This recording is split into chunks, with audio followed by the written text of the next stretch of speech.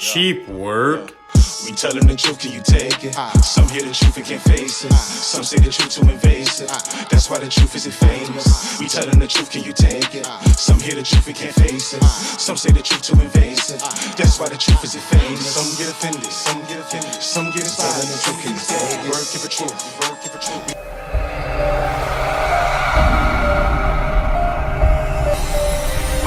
Sheep work. All right, so my name is Aaron. I host I run a YouTube channel called Sheep Work, which is dedicated to teaching the whole truth, helping people with questions, trying to build and edify the people, and to be transparent and allow everybody to make their own choices by seeing what we do on live stream and out in the open and in the public. And today's topic, we're just going to kind of let it be open. I know we're going to start off with Jeremiah, and if the other nations got the curses written in Deuteronomy 28. And go ahead, Brother Kazak. Yeah, and I'm Brother Kazak. I'm an Israelite in Smyrna. We're not a camp, but we're Israelites that actually are located in Smyrna. That's it. And I'm Samuel, and I'm with Israelites of Smyrna also. And I like how he just clarified that we are actually in Smyrna, Delaware. Look it up on a map, some of you people. You might learn something.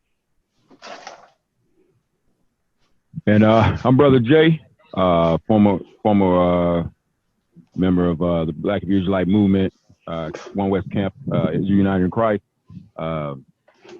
Been out of there about 3 years now, three and a half years, and now a Christian.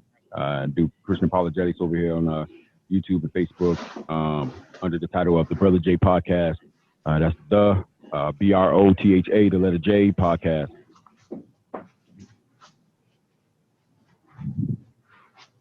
All right. So, Kazak, is there anything you want to I could get started. First of all, shalom, good brother Jay. How you doing, man? Hey, pretty good. I'm back at you, man. Yeah, no problem, bro.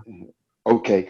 Hey, so real quick, I had a couple questions, if I may, about.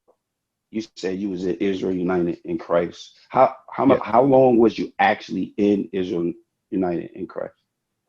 About three and a half years. About 3.5 years. Yeah, about 3.5 years. Yep. All right. And how many Passovers did you attend? While I was there, I missed the first one, but I was present at 2 of them. At 2 of them?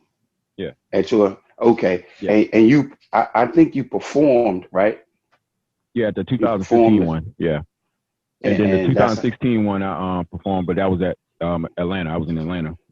Okay, and that's how y'all blew up. You became popular from your music affiliation, right? If I'm not mistaken, is that true? Yeah, that's how most people know me from the music. Okay, all right, and then all right, before you became an Israelite, well, you already was an Israelite. If you the child of a so-called black man? Yep. Okay. All right. So before you actually started going to Israel United in Christ, what did you believe before that? Before that, when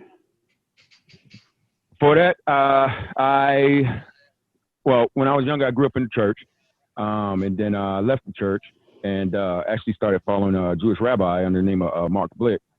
And it was a mixed congregation of Jews and Gentiles. That's when I first started hearing about and learning about the Sabbath and the laws and feast days and new moons and all of that. And then stayed with them for a while. And then they were Messianic Jewish congregations, so they taught that salvation came by Christ and not by the law. But I became legalistic, so I stopped listening to them because I thought salvation came by the law. And so I stopped listening to them, and then and was actually looking to convert to Orthodox Judaism through circumcision of the flesh. And so that was going to take a year process, and then I could be converted into and be actually, you know, a Jew by conversion, being I was a Gentile. And then, but I never went through with it. And instead, while I was online, I actually ran across IUIC. I think it was the Bronx camp, and then that's when I got introduced to the Black Hebrew Israelite movement. Started following them. Oh, okay. All right. Yep.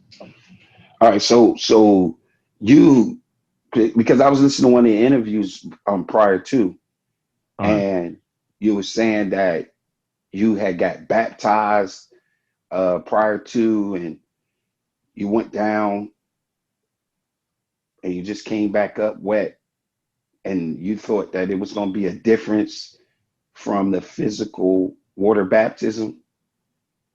Do you recall that? Yeah, I underwent the physical baptism. As a matter of fact, I did it multiple times. That's because, you know, when I was growing up, I wasn't taught or made to understand these things. And so I grew up thinking that every time, you know, you sinned or backslid or whatever the case is, and you wanted to come back to God and live right, you had to go and be rebaptized. So that's what it was. But my understanding at the time about that water baptism was, I thought that when you get dumped in water, that when you come up, like something's different. You'll never like be evil again and all that type of stuff. Not understanding that was just symbolic of the true baptism, which is of the Holy Spirit, which truly changes the heart of man. And unless you undergo that baptism, you can get dumped in all the water you want. You'll still live like the devil. So I didn't understand that at that time. I understand it now. But I've been water baptized before in Jesus' name. But I didn't live as a Christian is supposed to live. And so because of that reason, and because I was a baby and naive of doctrine, I was able to be deceived into various doctrines. So, yeah. Okay. All right. Cool. All right. So that gives a little clarity. So, and you were saying about the heart, and you were saying something about you thought it was based on the law, and then now you say it's based on Christ. I mean, walk me down on that part right there, which you was talking about. No problem. You know, Moses wrote in Deuteronomy chapter 6. Yeah, you said something about the heart right. too, just as well. Okay, good. Yeah, right. So the root of my misunderstanding at that time was, obviously I had the blinders of Moses on, and didn't understand the law. And so I looked at it by the letter. So Deuteronomy 6, Moses wrote and said that it shall be your righteousness or your justification, because that's what righteousness is talking about. It shall be your righteousness if you observe to do all the words of the book of this law, as God commanded it. And so when I saw that, and also saw what Moses wrote, you know, the man that live by them shall live, the man that doeth it shall live by it. Then I thought that to inherit salvation and to be accounted as righteous in God's sight was to keep all of the law as God commanded Moses, lest I die. And so that's when I started to toil under the law to try to attain salvation by my deeds of it. And so obviously at that time you keep failing, you know, wondering what's going on. Yeah, you see the law is perfect, but what's wrong with me? Why am I falling so much if what I'm doing and trying so hard to keep is perfect? Why am I not being made perfect? And so after years of toiling under that, the Lord had mercy on me. I opened my eyes to the gospel and saw how righteousness truly came, which is what David spoke about, that everlasting righteousness that he talked about in Psalms, that is from God. And that's what Isaiah talked about in Isaiah 61. 61 or 51, one of them, when he talked about how God's righteousness would soon be revealed. And so from that point, I knew there was another righteousness that I had not known, because Moses already told me if I want to attain righteousness, I got to do all the words of the book of the law. Yet the prophets are saying there's another righteousness that's everlasting that will soon be revealed. And so later on, I found out who that was. That was Jesus Christ of Nazareth, who is the righteousness of God, as the apostle talks about in Romans 10. And it's by faith in him and faith in him alone, not by my own deeds of the law or anything, that I would be saved. And so by his finished work that he accomplished on the cross, dying for sin, being the sacrifice once and for all. So that change of heart, that circumcision, that true circumcision of the heart, which is when a man is born again and believe the gospel, God himself, his spirit, dwells inside that man's body, as prophesied by Ezekiel, where the Lord would then sprinkle that man's conscience clean from guilt of sin before him. He'll be able to walk before God with a pure conscience and with a circumcised heart, to where the Lord will put the fear of him in that man by his spirit, and that man would never turn away from him. Just as Jeremiah 31:32 says. So that's what I'm talking about with the circumcision of the heart and the how I used to think salvation was attained. Okay. All right. Real quick. Hey, give me Deuteronomy 10. That circumcision that you were speaking of, Mm-hmm. I do agree that it is a circumcision of the heart. But that circumcision of the heart, that's not a new concept or anything like that in the New Testament. That I actual agree. concept came from here. Give it to me. I start at verse 12. Book of Deuteronomy, chapter 10, verse 12. Can everybody hear me correctly, loudly and clearly? Yep, good.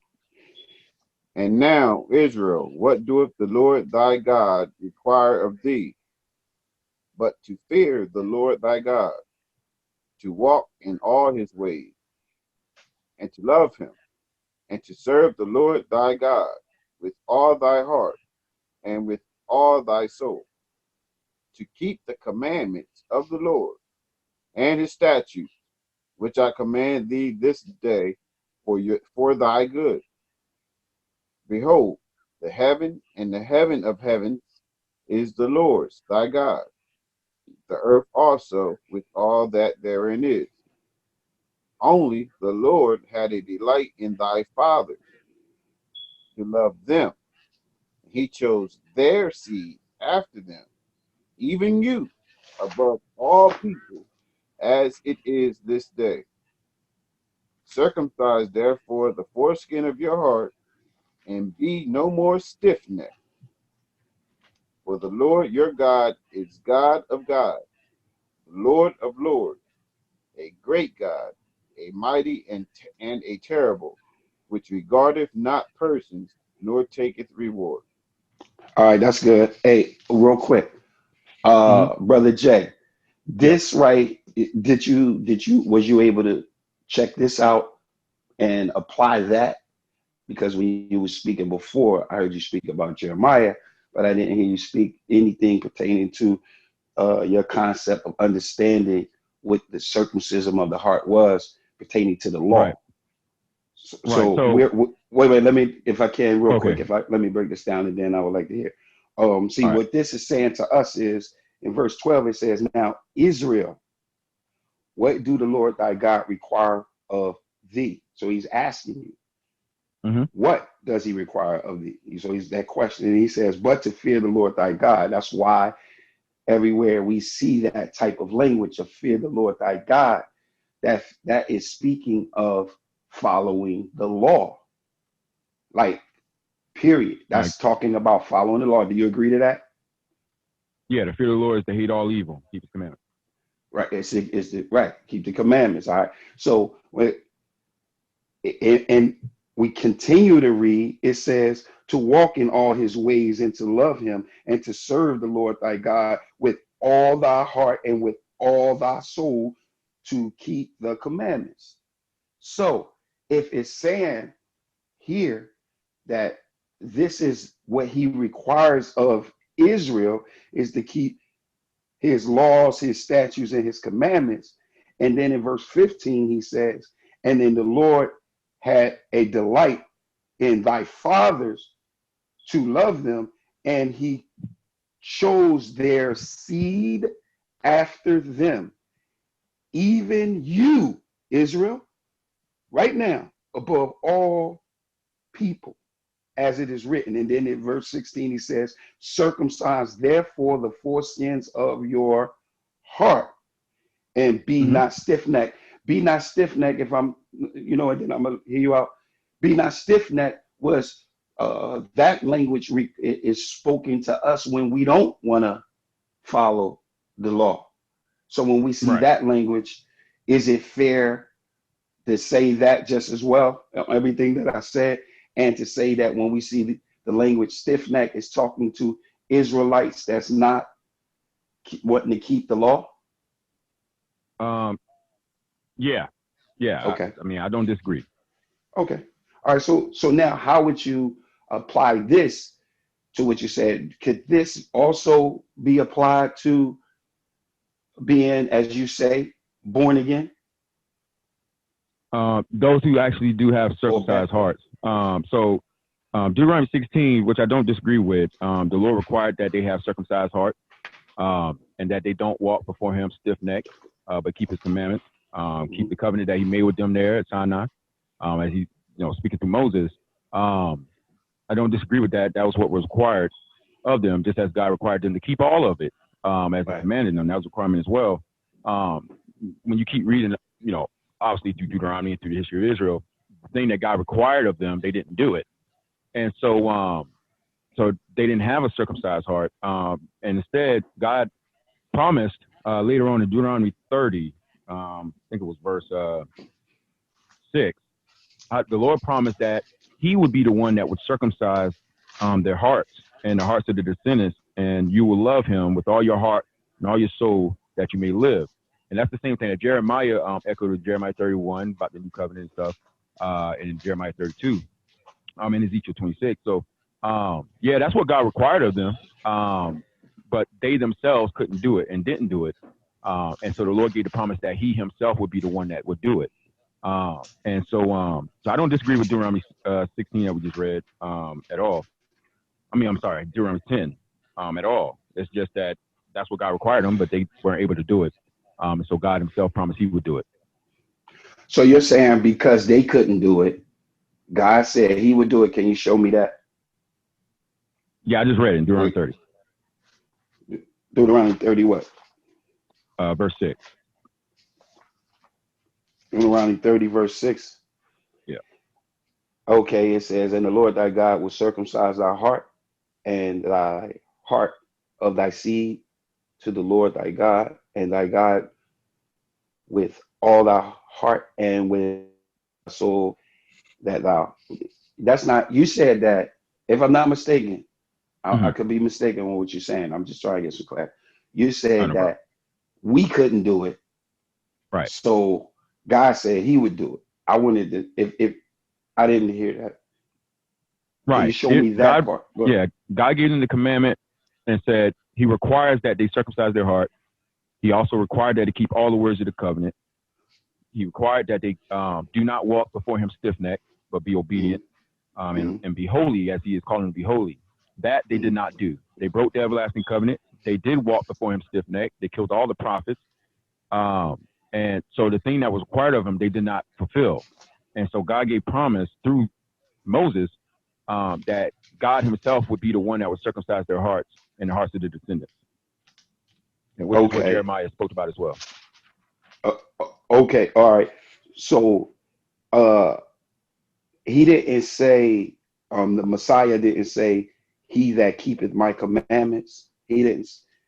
Can you go to that? That's in John 14, real quick. Go to John 14, start at verse 12. John chapter 14, start at verse 12. Book of John, chapter 14, verse 12. Verily, verily, I say unto you, he that believeth on me, the works that I do, shall he do also, and greater works than these shall he do, because I go unto my Father. And whatsoever ye shall ask in my name, that will I do, that the Father may be glorified in the Son. If ye ask anything in my name, I will do it. If ye love me, keep my commandment. And I will pray the Father, and he will give you another comforter, that he may abide with you forever, even the Spirit of truth, whom the world cannot receive, because it seeth him not, neither knoweth him. But ye know him, for he dwelleth with you, and shall be in you. I will not leave you comfortless. I will come to you. All right, stop. He's saying, is he saying something different? Is the Messiah saying something different from what we saw in Deuteronomy chapter 10, verse 12 through 16? The only difference between when Christ says, "If you love me, keep my commandments," and what we read in the Old Testament is that Christ is the lawgiver of the new covenant, whereas Moses was the lawgiver of the old covenant, and the stipulations to the covenants are not the same, just as Jeremiah predicted. So when Christ said, "If you love me, keep my commandments," he's talking specifically about what he taught us, which what Moses prophesied about in Deuteronomy 18, that the Lord would put all his words in that prophet's mouth, that he would raise up like it's Moses. And whoever doesn't listen to that prophet, the Lord required of him. Christ is the lawgiver. Christ came and taught, Matthew 5, etc. John, the book of John, that goes over the teachings of Christ. And so those are the commandments that Christ gave in terms of, and I'll just sum it up, and to love your Lord, your God with all your heart, mind, and soul, and love your neighbor as yourself. But the difference between when Christ says, "If you love me, keep my commandments," he's not talking about the mandates of the law of Moses with, feast days, ceremonial washings, Levitical priesthood, temple service, all those things that Moses required under that covenant with the blood of bulls and goats, and the ordinances revolved around it. Sorry. But instead, he's talking about the new covenant ordinances that he delivered. And so that'd be the only difference. But I do agree that if you love Christ, you will keep his commandments. I just want to cut it real quick because before you go, and this is fun. I just see we're getting on the topic of keeping the commandments, and but I do want to get on the topic of the Gentiles at some point. But no rush. I'm just right. Yeah, we'll just lead right into it. Don't we'll lead into it. All right. Slack for me. Brother Jay, is Christ's commandments and the Most High commandments, are they one and the same? That's what I was exactly going to ask. Or did Christ command something different than the Father come? No, every word that Christ spoke came from the Father, just as is written in the prophets. He would. But what I'm trying to say is the commandments that the Father gave you or gave us all to obey regarding this covenant is not the same as what the Father gave Moses for people to obey under Moses. That's what I'm saying. Well, we was talking about the circumcision of the heart, and what I'm saying to you is the circumcision of the heart is speaking specifically about keeping God's commandments, His laws, His statutes, and His commandments. I agree. And now the Messiah is saying the same thing. Even when you get, he's saying the same thing. Verse 21. Let me read it. Khan, I was going to say 23. Yeah. Go ahead. He that hath my commandments and keepeth them, he it is that loveth me. And he that loveth me shall be loved of my Father. And I will love him and will manifest myself unto him. Judas saith unto him, not Iscariot, Lord, how is it that thou wilt manifest thyself unto us and not unto the world? Yahushua, Jesus, answered and said unto him, if a man love me, he will keep my words, and my Father will love him, and we will come unto him and make our abode with him. Now I agree with that. All right, so it's what is it? It's saying the same thing. It's talking about God's laws. It's not saying anything about I put that away, I did this and I got rid of that. He's saying, listen, it's the laws. What part of the laws are you saying that you can only keep? He's talking about just the moral laws. Like how are you making this? All right, no problem. And wait, and real quick. Okay. What Aaron just spoke of Gentiles, he speaks about that again. I want to make sure we don't miss that. So let me just go over that one more time. Give me verse 17, then give me verse 21. Give me 17 first. Come on. Verse 17, even the Spirit of truth, whom the world cannot receive. Read it again.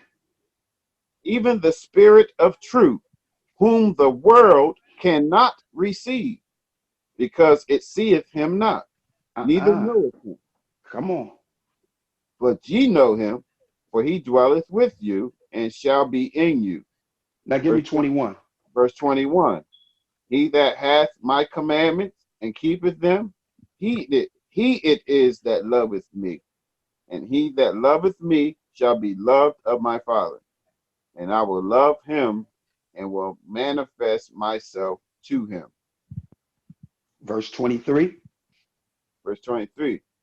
Yahweh shall answer and said unto him, if a man love me, he will keep my word, and my Father will love him, and we will come unto him and make our abode with him.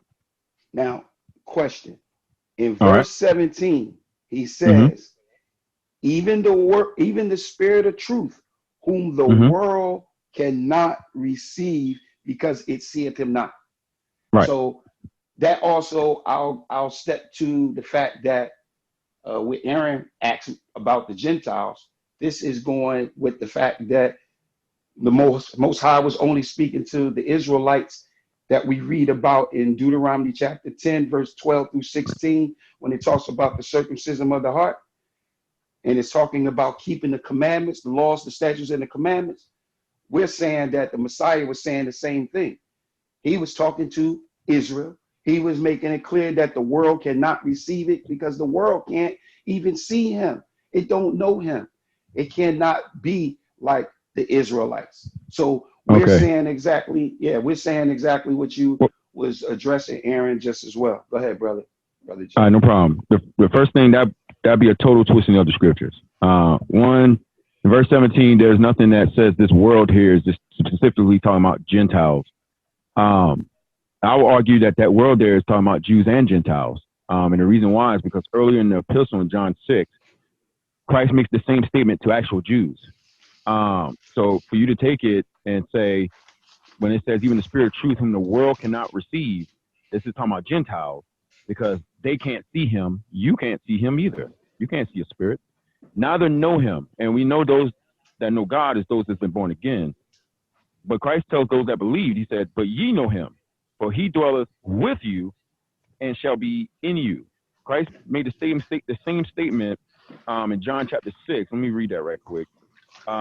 Just to show that when he says that the world can't receive, he's talking about Jews and Gentiles, those that don't believe, not just Gentiles.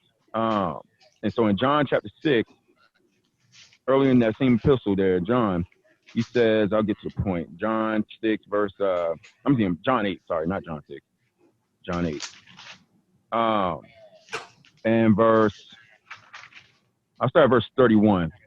He says, then said Jesus to those Jews which believed on him, if you continue in my word, then you are my disciples indeed. And ye shall know the truth, and the truth shall make you free. They answered him, we be Abraham's seed, and were never in bondage to any man. How sayest thou, ye shall be made free? Jesus answered them, verily, verily, I say unto you, whosoever committeth sin is a servant of sin. And the servant abideth not in the house forever, but the Son abideth ever. If the Son, capital S, talking about himself, therefore shall make you free, you shall be free indeed. I know that you're Abraham's seed, but you seek to kill me, because my word have no place in you. I speak that which I've seen with my father, and ye do that which you have seen with your father. They answered and said unto him, Abraham is our father. Jesus said unto them, if you were Abraham's children, you would do the works of Abraham. But now ye seek to kill me, a man that have told you the truth, which I have heard of God. This did not Abraham. Ye do the deeds of your father. Then they said to him, we be born out of fornication. We have one father, even God. Jesus said unto them, if God were your father, ye would love me, for I proceeded forth and came from God. Neither came I of myself, but he sent me. Why do you not understand my speech? Even because you cannot hear my word. You are of your father the devil, and the lust of your father you will do. He was a murderer from the beginning, and abode not in the truth, because there is no truth in him. When he speaketh a lie, he speaketh of his own, for he is a liar and a father of it. And because I tell you the truth, you believe me not. Which of you can convince me of sin? And if I say the truth, why do you not believe me? He that is of God hears God's words. Ye therefore hear them not, because ye are not of God. So the same thing that Christ said in John 10 is the same thing that he said to the Jews in John 8. And so that statement when he says that the world itself seeth him not or cannot receive, he was talking about those that are of unbelief among the Jews and among the Gentiles. I'm sorry, John 14, not John 10. In John 14. the other thing that you said, and when you talk about the Holy Spirit, which I don't disagree with the passage, obviously, you know, as far as the administration of the Spirit and what he would do. But that when he says, even if you love me, keep my commandments, the point that I'm making is I agree that this is talking about the Father's commandments, because John himself in 1 John 3 tells you what those commandments were. In 1 John chapter 3, verse 22 through 25. And he said, this is his commandment, that we believe on the name of his Son and love one another as he gave us commandments. And we know that love is to keeping God's commandments, right? Not being idolater, you know, abstaining from sexual morality, etc. And so, yeah, a man must believe on Christ and keep his teaching. But what I'm saying is that law or those commandments is not the same mandate as what God had commanded for the people to do under Moses. That's what I'm saying. That's the same thing Jeremiah says, that this new covenant would not be like the one he made with them when they took them out of the hand of out of Egypt by a mighty hand. It was not going to be the same covenant. Yeah. So, Okay. for example, So just to give a clear example, one quick hold up. example. Wait. For example, Okay, go ahead. under Moses, so the Father's commandment under Moses was, you must go to Jerusalem, you must keep these feast days, the Levites must purify themselves according to the purification rituals. They must sacrifice for their own sins and their family. Then they can sacrifice animals for the sins of the others. Under Christ, that's no longer the case. So what I'm saying is we do keep the Father's commandments, but his commandments are not, it's not the same mandates as the previous covenant. That's what I'm telling you. Okay, so I'm gonna address that. We're Right. gonna get there to the new covenant and speak about that just as well. I want to go back to what you said about John 8. In John chapter 8, wasn't he speaking to Israelites? Yeah, that conversation he was having was with Jews, yes. Okay. And he was saying, if they do the will of Abraham, did Abraham follow the laws, the statutes, and the commandments of God? Yes.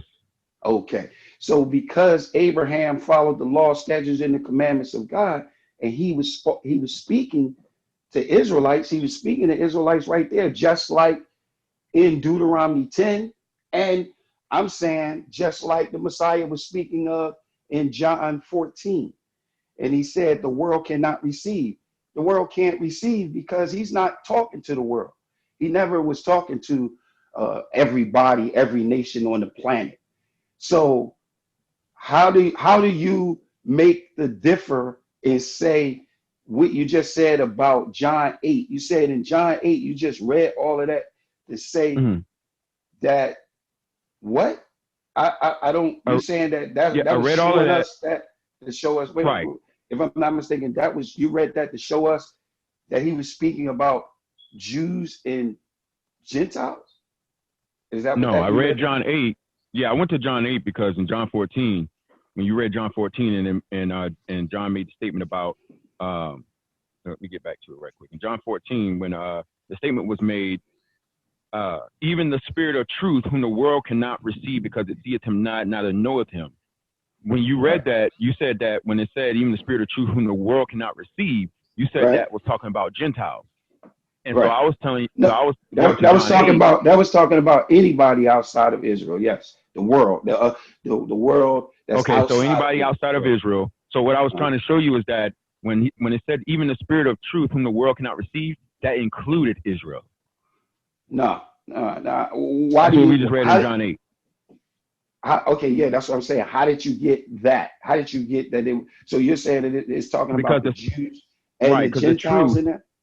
Right, because Christ told those Jews in John 8 that they did not know the truth, and they could not know the truth because his word was not in them, and they were not of God, but of Satan.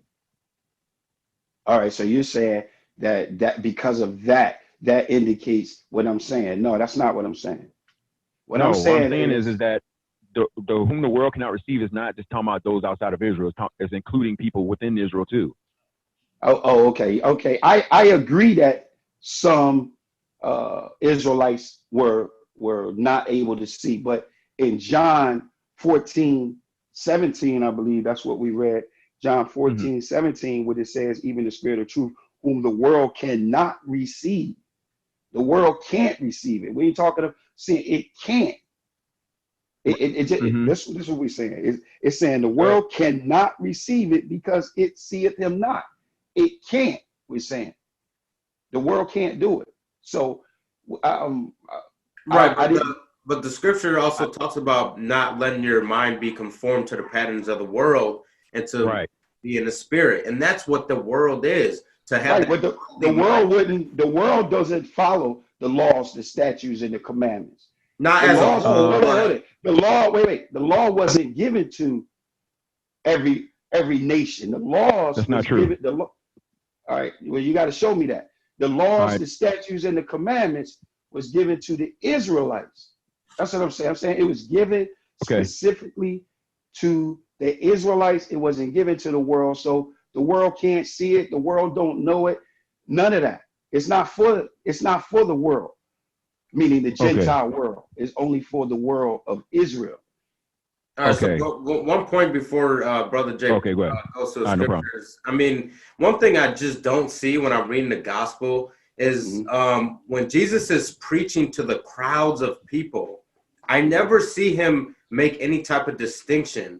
And so that you would have to assume that other people are going to at least hear what he's saying. So whether or not, just like when ISUPK are out there screaming, if they want to preach something, even if they're just talking to their people, there's going to be bystanders that hear it. So if somebody hears it and they're moved by the words and they want to follow them, then they're not being worldly anymore. They're following the Spirit. And I mean, so, but if Jay wants to prove it was to the world, go ahead, Jay. All right, well, real quick, I want to say something about, wait, I want to address what you just, give me John chapter 18, verse 19 through 21 up.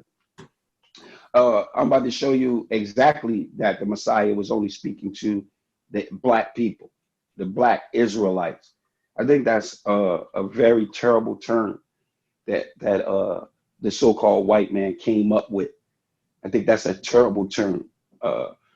The only reason why y'all come up with that term, Black Hebrew Israelites, is because they're claiming to be Jews and they are not.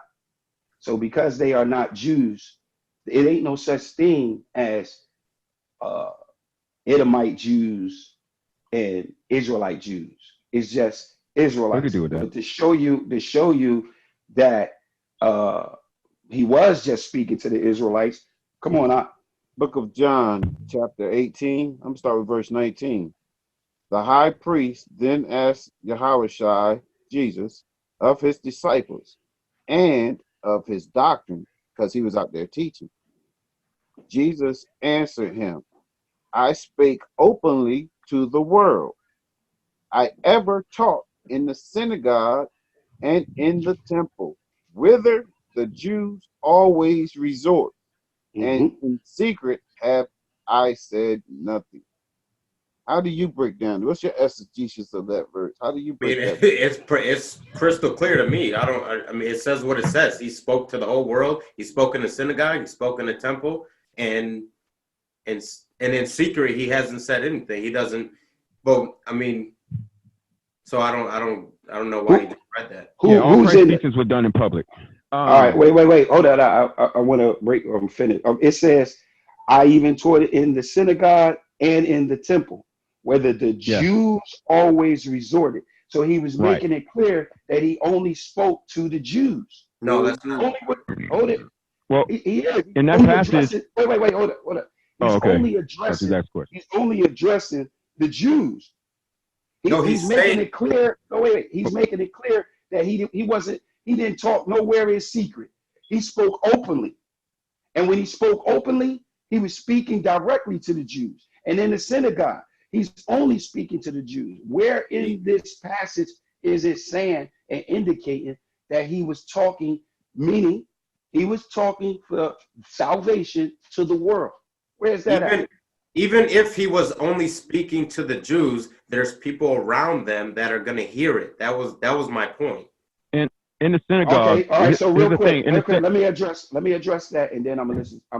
You can go ahead, Brother Jay. Please excuse me. Can you give me the Psalms 147, please? Book of Psalms, chapter 147, verse 19.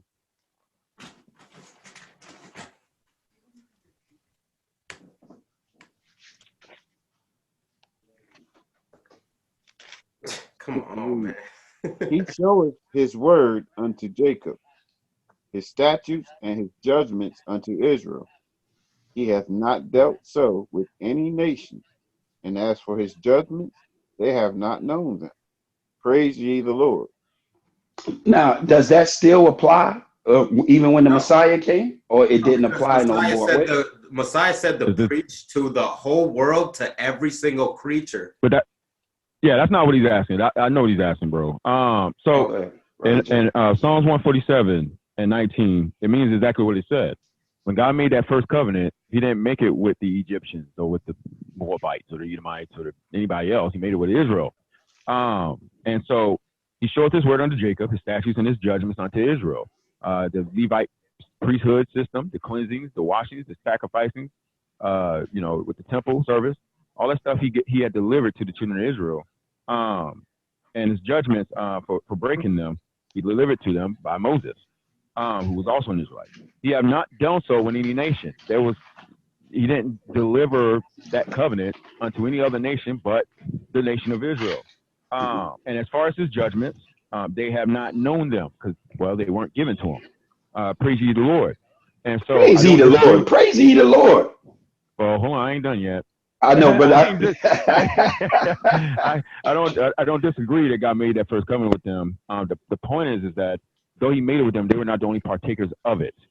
And so that's when we get into like Deuteronomy 29 and see who he made the covenant with. He also made it with the strangers that was with them.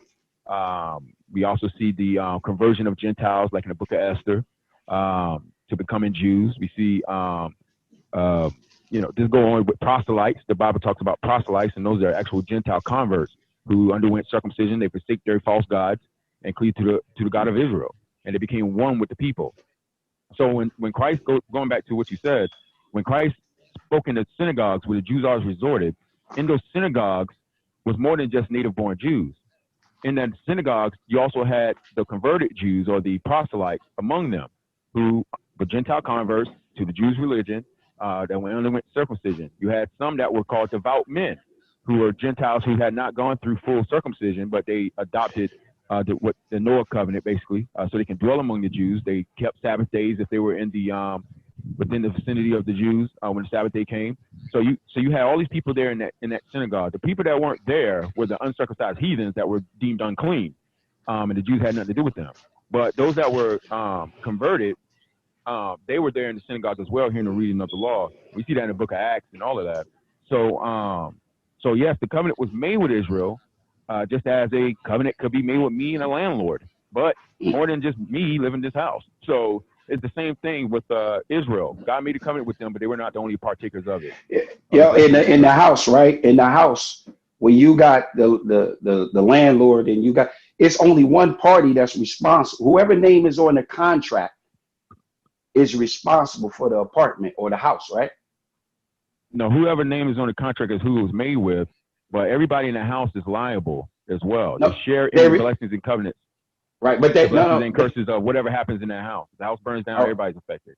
All right, wait, stop. What I'm saying to you is, in that house, the only person that's responsible by law is whoever name is on that contract. It doesn't matter. Wait, hold it. Wait, give me a second. Okay, go ahead.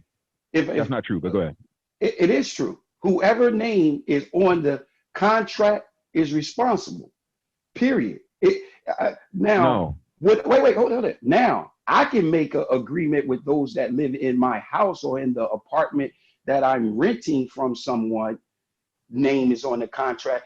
I can tell them, hey, listen, don't put no holes in the wall.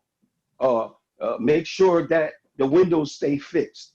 And if those things get broken, and they say they don't want to fix it, the person that's responsible for it is the people that's on the contract.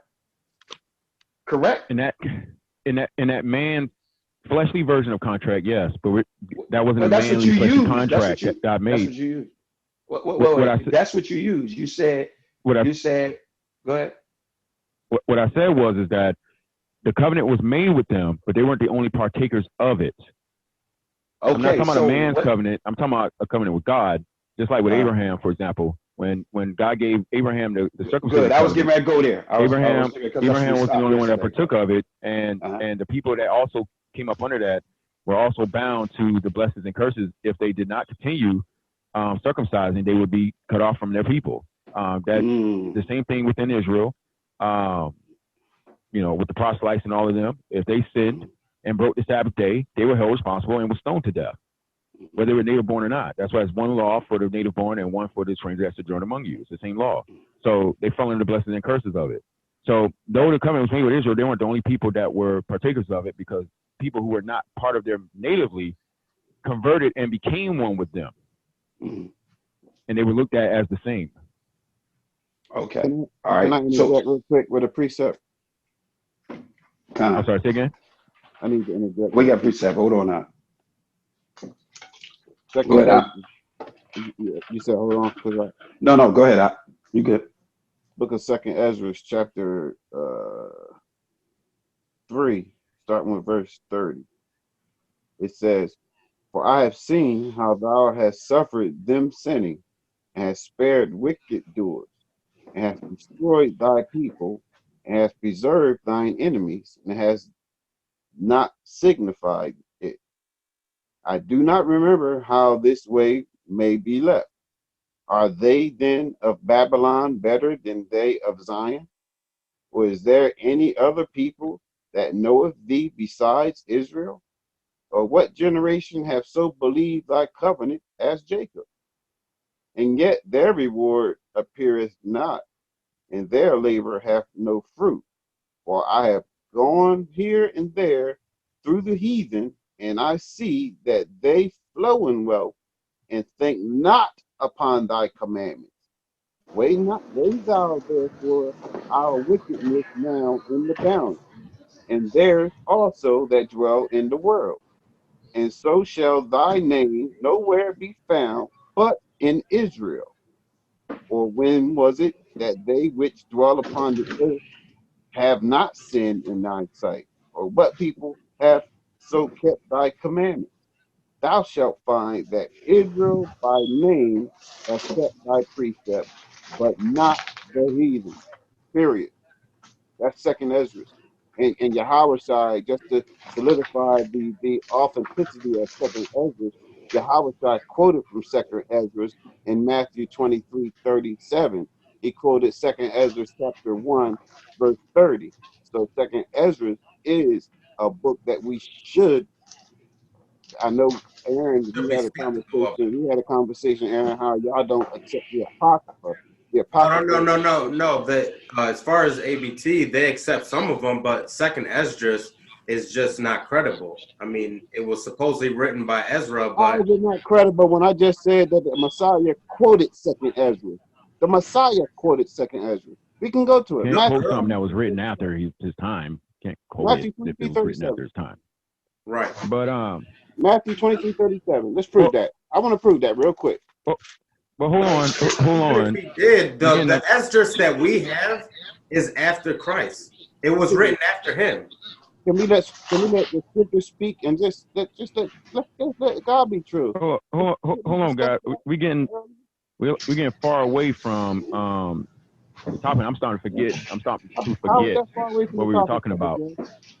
We were Well, talking about because we're how not, because our you were conversation isn't saying about that the the other validity of nations, Ezra. We're you were saying that the other nations came Right. out of Egypt with us and received the well, yeah, commandment. the mixed multitude came with And them. our Yeah, I mean position is, not a mystery. they didn't, and Scripture's position is they didn't. That's what's going on. That's what the topic. You said something very important that, I mean, I don't know if you guys think about it when you say it, but you said that the other nations weren't giving God's law. So my question is then what is sin then? What do you mean? What is in them? What is sin? I mean, if they didn't get God's Oh, law, what is sin? you said what is sin then? I thought you Yeah, said what is sin? what is in them. Sin Oh, is yeah, what was sin? sin is according to Scripture is the transgression of the law. I mean, can the nations transgress a law that wasn't given to them? Apparently, Everyone was given laws at one point. Everyone was given the law to procreate, right? That was Everyone one on law. all That was right, one. everyone on the planet, and in a majority of these cultures, they are for homosexuality.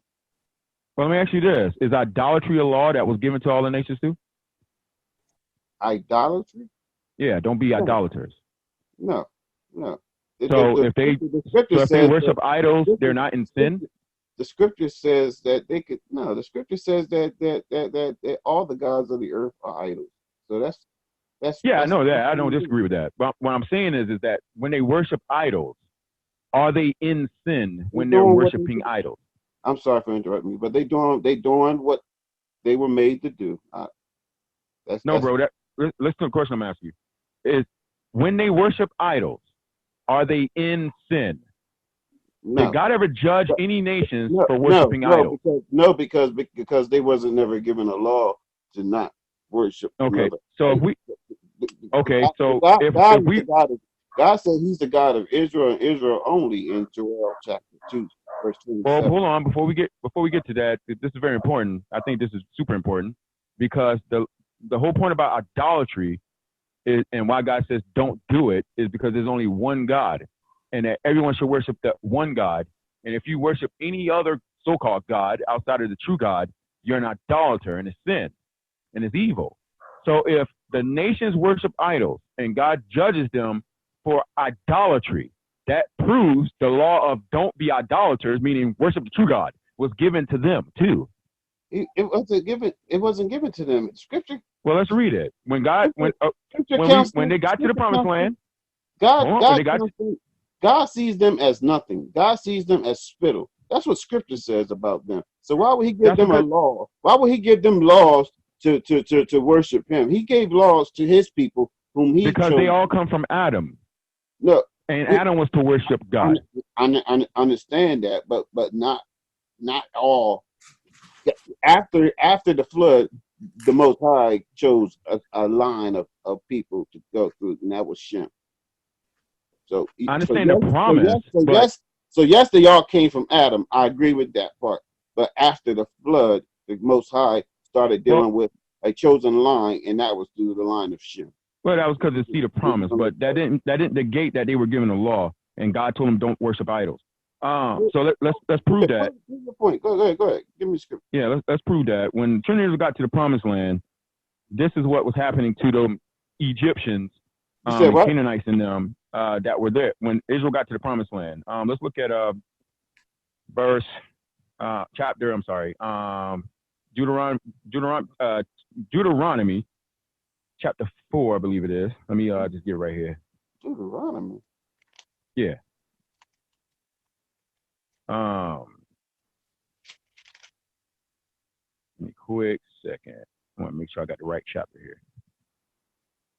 I believe it's Deuteronomy chapter 4. Let me look at it again. This is when they just first got into the promised land.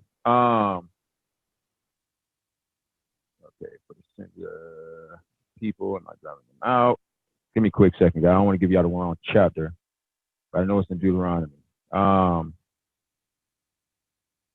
Quick second, guys. Matter of fact, let me just type it on my thing. I'll get it faster this way.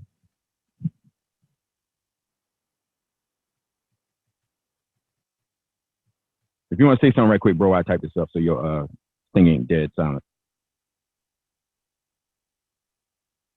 I'm gonna go on a commercial break. No, I'm joking. All right, well, real quick. Deuteronomy chapter 4, verse 5. Come on out. Yeah, since he went to Deuteronomy 4, I Yeah, got some stuff in Deuteronomy 4 too that I like him to explain.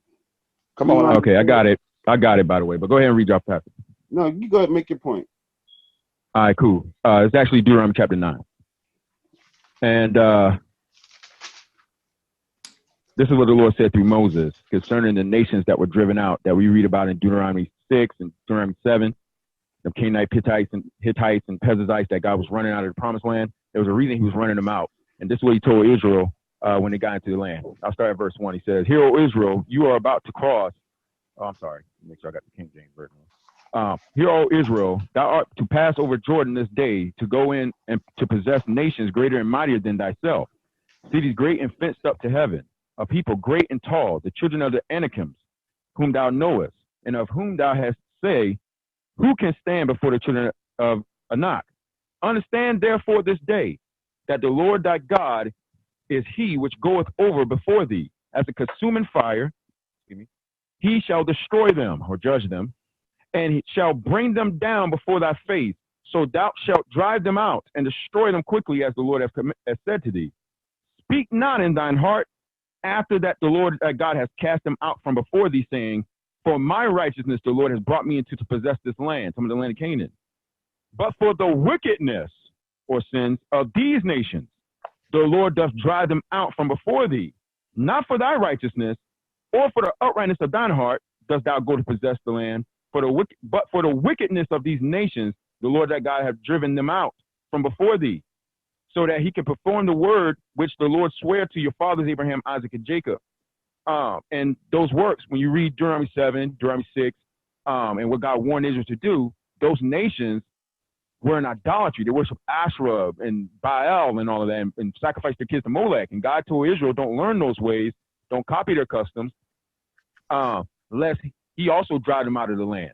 So the very people that he was judging because of their sins and wickedness, which he told Moses, that's why he was driving them out, because of their sins. So it was judgment God was passing on these nations for their sins of idolatry and sexual immorality and homosexuality and stuff, which is his law. For breaking his law, he was judging them. That's why I asked, what is sin? Because you said the law wasn't given to the nations, didn't get no law. And here Moses himself proves one of the reasons they were driven out of the land is because of idolatry. And we know the whole point about idolatry is that you're supposed to only worship the one true God and not idols. So the sin of the nations and why God judged them was because they were idolaters, worshiping false gods, meaning they were supposed to worship the true God, which is what the apostle said in Acts 17. That's why God made them. So they went off into idolatry, I agree. And because of their sins, God reputed them as nothing. I agree with that. But the point is that they had a law, and their law was to worship the true God. And because they did not worship him as God, as the apostle said in Romans 1, God let them go where their hearts wanted, where they wanted to go. And so, and reputed them as nothing. So here we see God's law of don't worship idols was given to the Gentiles too. And they were judged by God for sin, which is breaking his law. All right. Okay. Let me finish that. All right. First of all, he did leave them there for a purpose. Everything is done for a purpose. All right. Now, what he was telling Israel not to follow the ways of the people that is around about you. Give me that in Judges 3. Let me just show you that.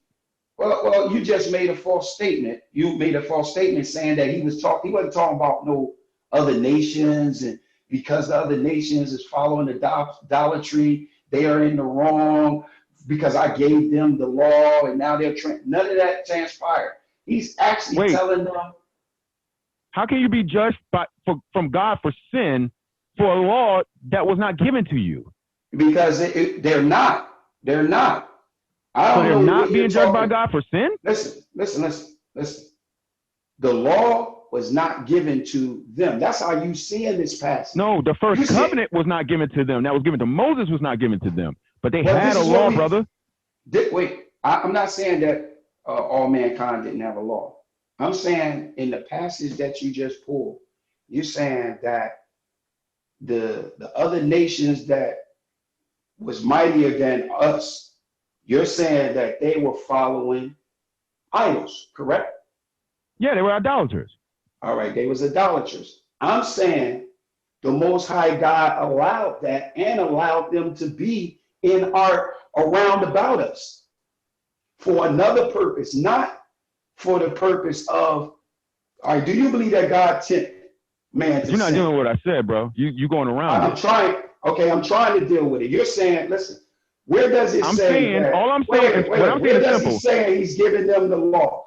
Where does it say that he's giving the other nations a law that thou shalt not follow idolatry?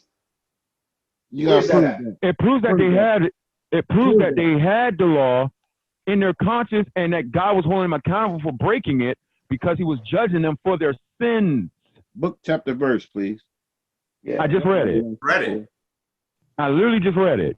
Were they or were they not being judged for idolatry, bro? You did not read it. I just read it. Deuteronomy 9. He said, What verse? What verse? Verse not. Chapter. I'll get to the point. Verse 5.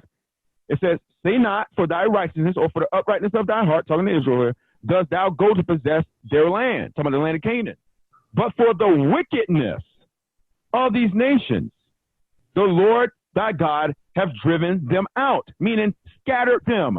He scattered them out of the land, removed them from the land because of their sins, which is breaking God's law. All right. So you're saying that, all right, if the Israelites are going to possess the land, yes, the Most High is going to move those nations out of the way. But those nations are still, listen, those nations are still present. He moved them out of the way because we both can't occupy the space. We both can't occupy the land. The land, that's our land. So now if we going in the land, the Most High moves them out of the land. He also keep them around us to prove us, to test us. Oh, wait. To test us. Can you read verse 5? I just want to make sure we reading the same verse 5. Why did God tell Moses you want us driving them out of the land? You want us to address wickedness of the other nation. How are you wicked without the law? We just told you everyone at one point was given a law. They didn't specify which law was the wicked law that the Most High was kicking them out for. Yes, earlier in Deuteronomy. Where at? Deuteronomy 7, Deuteronomy 4. All right, let's get a couple examples then.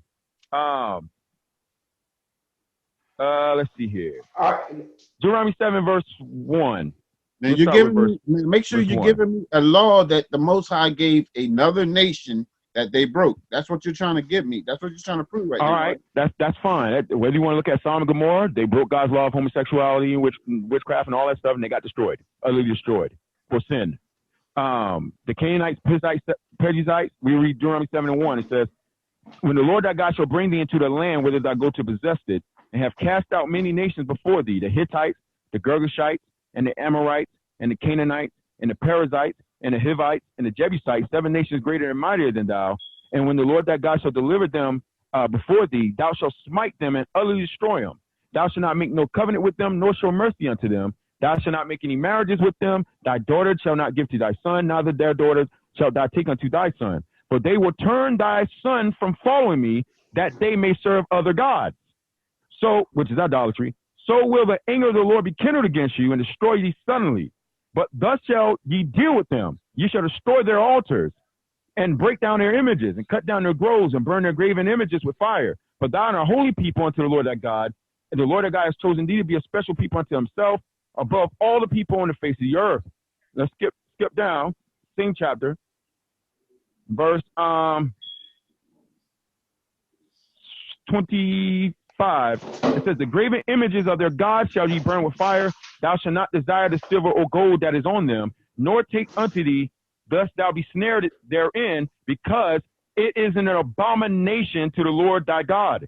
Neither shalt thou bring an abomination to thy house, lest thou be a cursed thing like it, but thou shalt utterly detest it, and thou shalt utterly abhor it, for it is a cursed thing." And in the next chapter he says, "You should keep my commandments." And then 2 chapters later, he says, chapter after that, that's when he then says he's driving those people out because of those wickedness. And how are you wicked without the law? Brother Jay. It's not saying that. It's not saying that he's giving. Wait. Hold on, wait. I hear you, brother. We hear you. We hear you loud and clear. All right, what you heard me say? He's warning Israel. He's warning Israel. This is about. Thank you. That's exactly what I was going to point out. I don't disagree. He's warning them. This is the problem we've been having since the garden, Brother Jay. We've been. What you think the tree was and the fruit was an apple? I mean, boy, it definitely wasn't no other nations. See, well, we're not going there. But my question is, here we go. But y'all keep going around. I don't disagree. He's warning Israel, don't follow their steps. What I'm trying to get you to see what Moses said in Deuteronomy 9 verse 5, that God was driving those nations that we just read about in Deuteronomy 7. He was driving them out of the land because of their sins of idolatry and the He was murdering of their driving them. kids. He was driving them out of the land because he was giving us laws, and he didn't want us to go after their ways. That's why What I is sin, said, brother? hold up, You're stop. adding to the law. Stop, bro. You're adding Stop. to the word. What is sin? Stop. Oh, And the Most High never called it sin. He called it wickedness. He never called What's wickedness? He never called their actions sin. Because sin is the transgression of the law according to the Bible. What? Your logic's Okay. falling apart. Your logic's hold falling on, apart. wait. Stop right now. Hold. Listen, I'm saying get some control. I'm saying the reason why he moved them out from that land, those other nations, is so that we can possess it. And in order for us to possess it, we have to possess it in righteousness, the land itself. All right. So when we possess that land, he had to move them out. But he left them there. He left them around about us to test us, to prove us. So I'm saying, no, he's looking at it, Brother Jay, looking at it, if I'm not mistaken, Brother Jay, you looking at it saying, when you were saying that the other nations was committing wickedness, and you're saying that some law was given to them that now, instead of following the Most High, they're following idolatries. Is that what you're saying, Brother Jay? Yes, that's what Apostle Paul the All Jew right. said too. So what we asking you is show us where they was given that law. Because hold on, we let you talk. Hold on, I let you talk. You did a lot of talking. Let me show you something. We're saying within God's law, he has laws for non-Israelite strangers, and he has laws for Israelite strangers. So he's covering everything. He says a non-Israelite stranger can only be a possession. All right? So they can't inherit no land or nothing like that. They can't inherit a possession. Well, that ain't what Ezekiel said, but we'll get to that.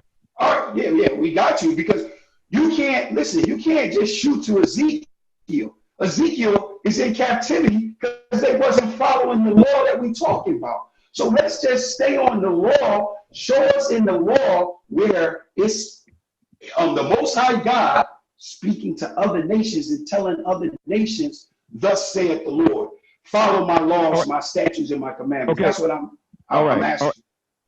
All right, well, you're not going to get that. Here's all right, why. so stop. Wait, hold on, stop, time stop. out. Hold on. Right. Let me answer that. Yes. You're not going to get that because when the Lord said that, he said that unto Moses when he delivered to Moses that covenant from Sinai. I didn't say the nations had the covenant of Sinai. What I said is that they had God's law. You need to understand that because Moses, or Abraham, who you said that Abraham keep God's law, statutes, commandments. Yeah, but guess what? He didn't have the Mosaic covenant. It's a difference. He didn't get no commandments on 2 tables of stone. He didn't have no feast days. He didn't have no fringes. He didn't have no, Passover or tabernacles. He didn't have that.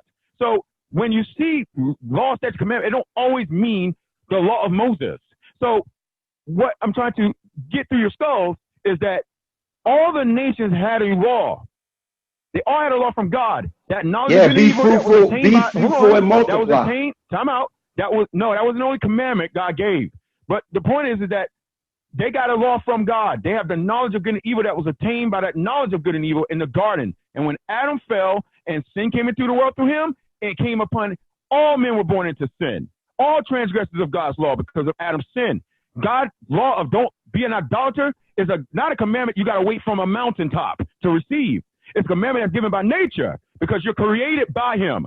And he's the only one worthy to be saved or be worshipped.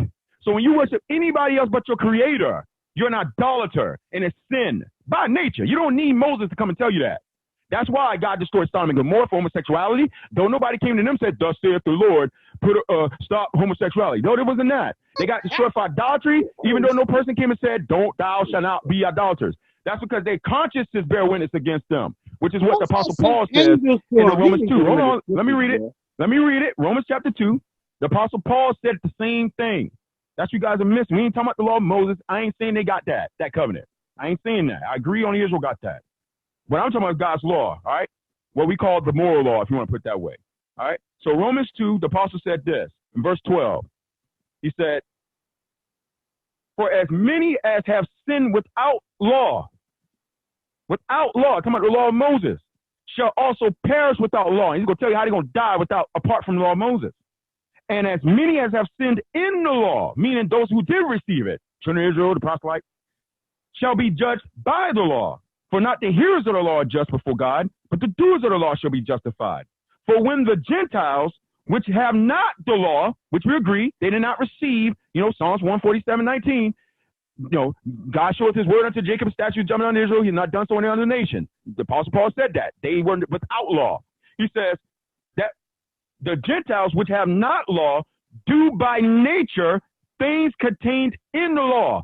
What he's talking about? It's the fact that you got what y'all would call the Edomites, who did not receive the law from God, right? Yet, they steal, and their conscience bear witness against them. Or they don't steal, and their conscience acquits them, meaning that they're doing right. They may hate somebody and smite them across the face out of hatred or murder them, or they may save someone's life. Their conscience bears witness against them. They do good and they do evil. And good is to keep God's commandments. Evil is to not keep God's commandments. So it says, for when the Gentiles which have not the law do by nature the things contained in the law, these having not the law are a law unto themselves. Are a law unto themselves.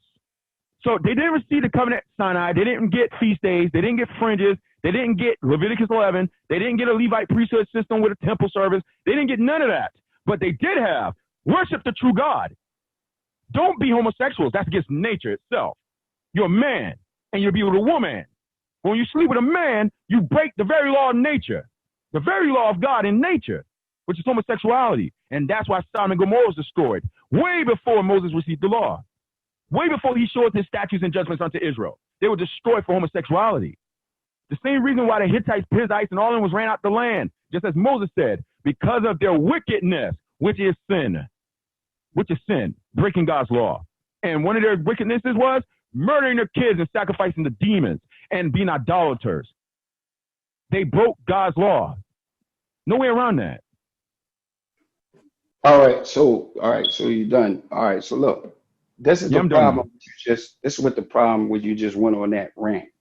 You went on a rant and you went to Paul and you read in the epistle in the middle, probably towards the end of the epistle of that chapter. I'm sorry, the part of the end of that chapter, and you inserted your presupposition based on how we were taught the Bible. That's not talking about Gentiles. That's talking about Israelites that had become Gentiles. And they were being stiff-necked. Watch, you agreed earlier. Now go back and rewind it if you think I'm not telling the truth. You already said when we went to Deuteronomy chapter 10, and I asked you, I said, so when someone is being stiff-necked, those are Israelites disobeying the law. And you said, yeah, right? When God gave that warning of them to walk before him holy and don't be stiff-necked, yes, he was talking to Jews at that time. No, he wasn't talking to Jews. He was talking, to Israel at that time, yeah. All right, because we want to be specific with what we're saying. Because here in Romans, when it's talking about the Jews, it's not talking about all 12 tribes. Oh, boy. It's not talking about all 12 tribes. Is that a lie? It is. I mean, you just said, yeah, that is a lie. All right. So are you saying that, because this is what Aaron wanted us to get into was the Gentiles, are you saying that the word Jew yes refers to all 12 tribes, or is that yes at that time in the New Testament? Yes. All right. So I'm saying you're lying. I'm saying you're lying, and you know you're lying, and I'm gonna prove it. Watch. I don't know I'm lying because I know I'm telling the truth. Wait.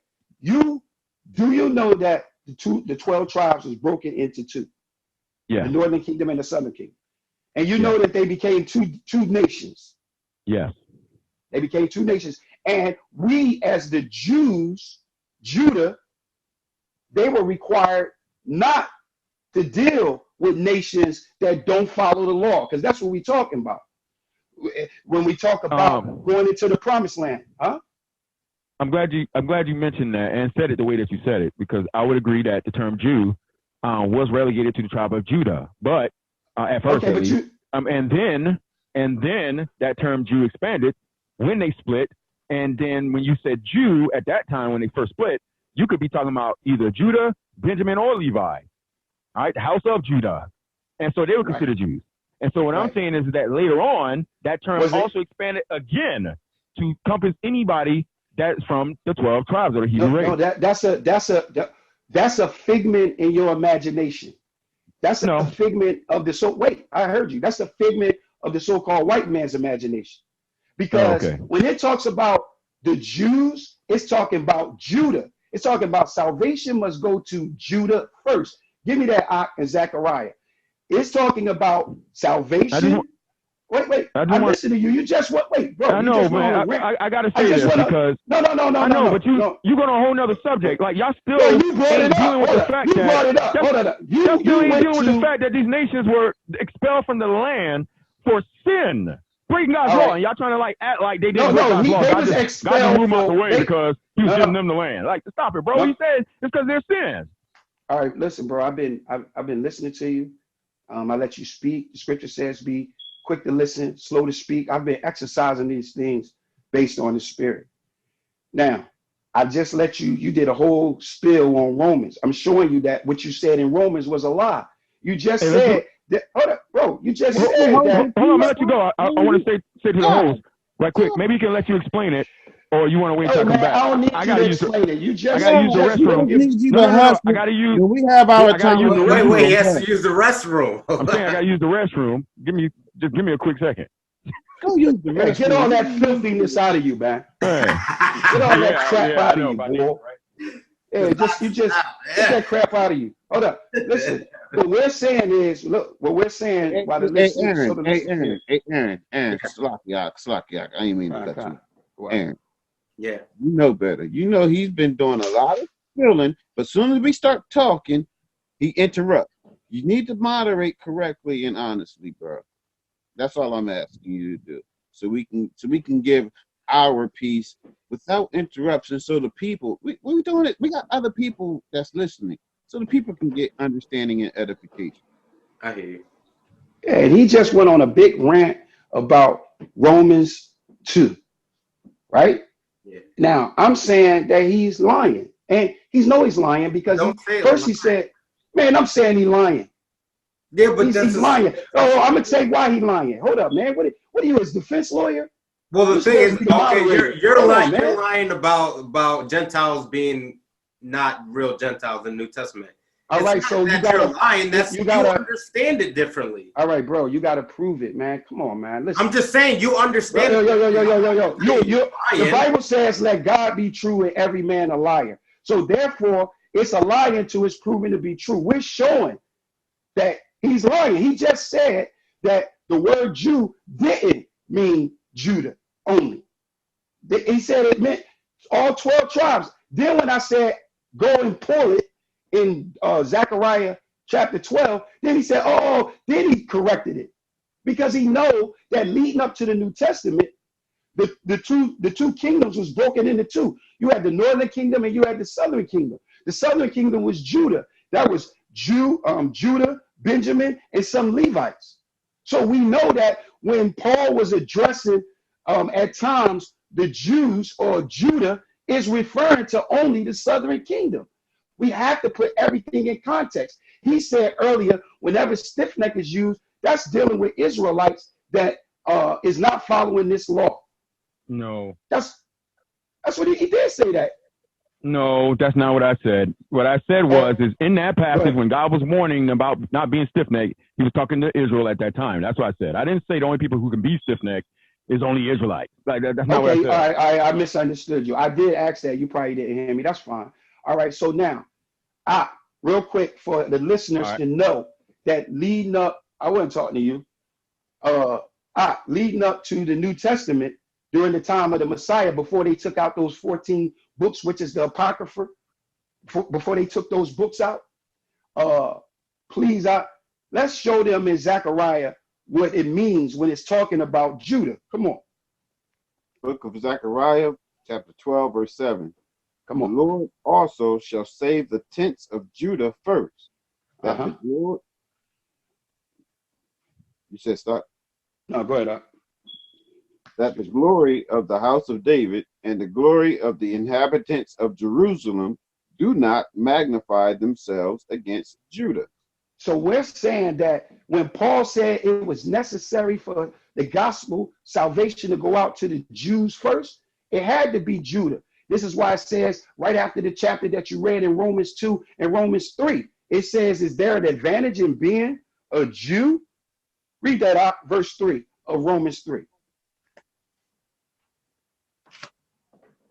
Book of Romans. This is right after, and this would be right after what you read. Matter of fact, let's start at verse 25, because what we're saying is, and I'm gonna address what you just addressed when you went to Romans 2 about the uncircumcised did not receive the law, something you were saying.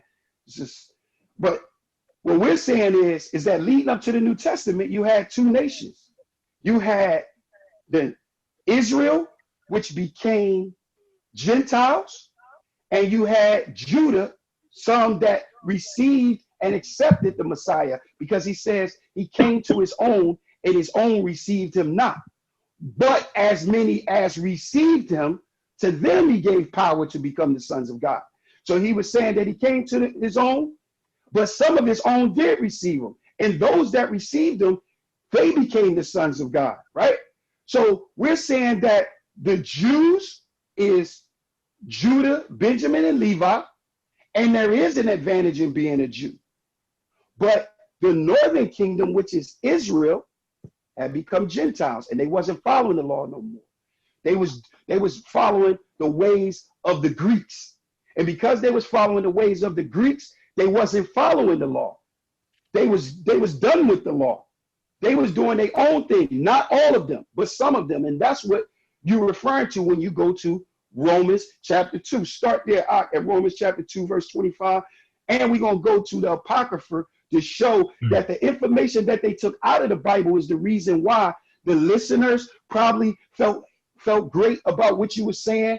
You felt good by what you were saying. We know that Aaron felt good about what you were saying, but y'all feeling good about what y'all saying because y'all missing a big part and a big chunk of the scriptures, which is the Apocryphas, and we're going to try to bring it in and consolidate it right now to you right now. Read that out, verse 25. Start.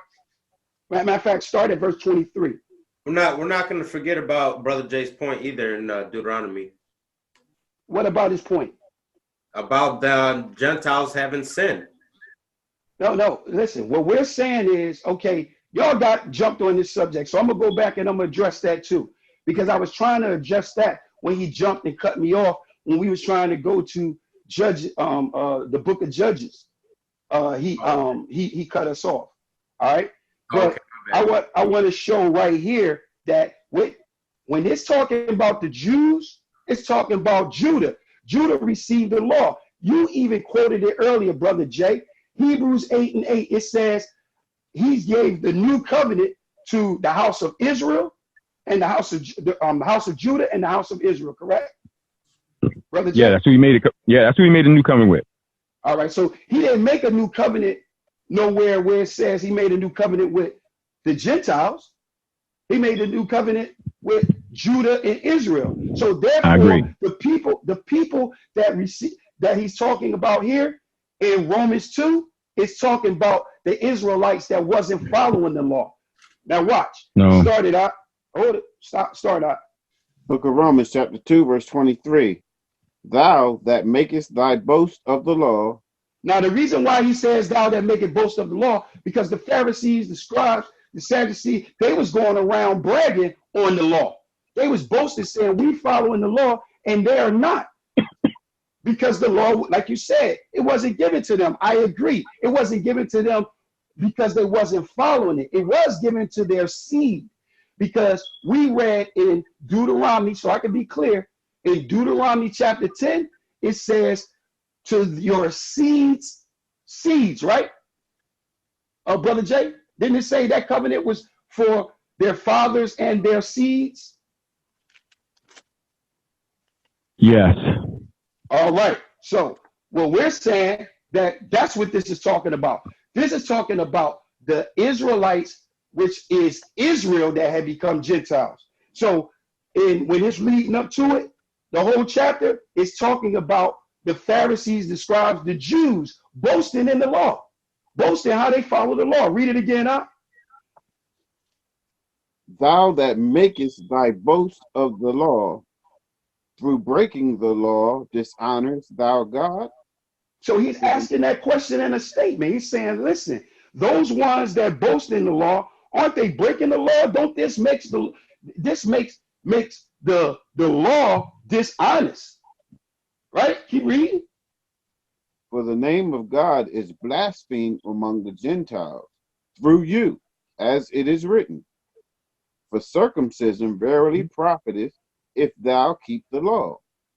But if thou be a breaker of the law, thy circumcision is made uncircumcision. So he's saying to the circumcision, which is the Israelites, all 12 tribes. That's what because this is what we're saying. We're saying he's definitely addressing all 12 tribes. He said, give me the uncircumcised in the Apocrypha real quick while I'm talking about this. It says, for circumcision verily profit if thou keep the law. So it is a profit in it, because if the Jews which had the law, if they was keeping the law, it's a profit. But he says, but if thou be a breaker of the law, thy circumcised is made uncircumcision.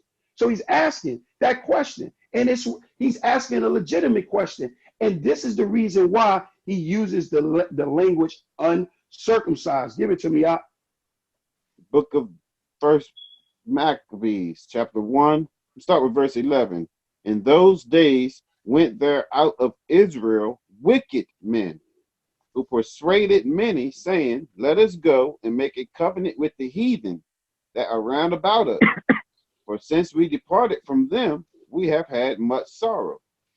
So this device pleased them well. Then certain of the people were so forward herein, that they went to the king, who gave them license to do after the ordinances of the heathen. Whereupon they built a place of exercise at Jerusalem, according to the customs of the heathen, and made themselves uncircumcised, and forsook the holy covenant, and joined themselves to the heathen, and were so to do mischief. So we're saying that people like you and Aaron went out, got with the Gentiles, made a covenant with them, and persuaded the other people, and they became uncircumcised. They were actually called the uncircumcised. We're talking about Israel. Now go back to Romans. Now we can get some clarity, instead of you, Brother Jay, just saying from an American term, American feeling, then going and reading it and saying, oh, this is talking about Gentiles who receive not the law. Now, you already admitted that the covenant is between Israel and Judah. You already admitted that. You admitted that circumcision of the heart comes from all the way in Deuteronomy 10. You admitted that. Now we showed you in Zechariah that the salvation goes to Judah first, because Judah was following the law. There is an advantage in being a Jew if you keep the law. That's what we're saying. And we're saying the law didn't change too. We're saying, going back to your statement that you made earlier, the Messiah just came and fulfilled the law. All right? He what does that mean? It. That means that all the things that was written concerning him. All right? So now we're going to touch on that, but let's go back to Romans now. Okay, go ahead. Let's go back to Romans now, because now we got to understand it, that you and I both agree that the covenant, the person that is on the contract of the apartment, he's fully responsible for the damages. Now, the people that live with me, hold up. The people that live with me, I hold them accountable under me, but I have to answer to the landlord. That's what that's saying, brother. And now, going back to Romans, so we got clarity. We know who the uncircumcised is. Now, let's do it again. Read it again, huh? Verse 23. Thou that makest thy boast of the law, through breaking the law dishonorest thou God? Come on. For the name of God is blasphemed among the Gentiles through you, as it is written. So through Judah, it has become blasphemy among the Gentiles. That's what we say. And the Gentiles is Israel. Go ahead, up. For circumcision verily profiteth if thou keep the law. But if thou be a breaker of the law, thy circumcision is made uncircumcision. You heard that? He's saying that if you breaking it, your uncircumcision is made uncircumcision. Keep reading up. What does that mean? That means that shouldn't if you got the Jews and they coming around boasting on the law and they breaking the law, they are considered uncircumcised too. It makes them uncircumcised. That's what he's saying. In the flesh, or it's talking about the heart, man. Ain't nobody talking about no flesh. It's talking about so, heart. Brother Jay, okay, so 25. Read verse 25, Brother Jay. That should explain what you're asking. That's fine. So my question is that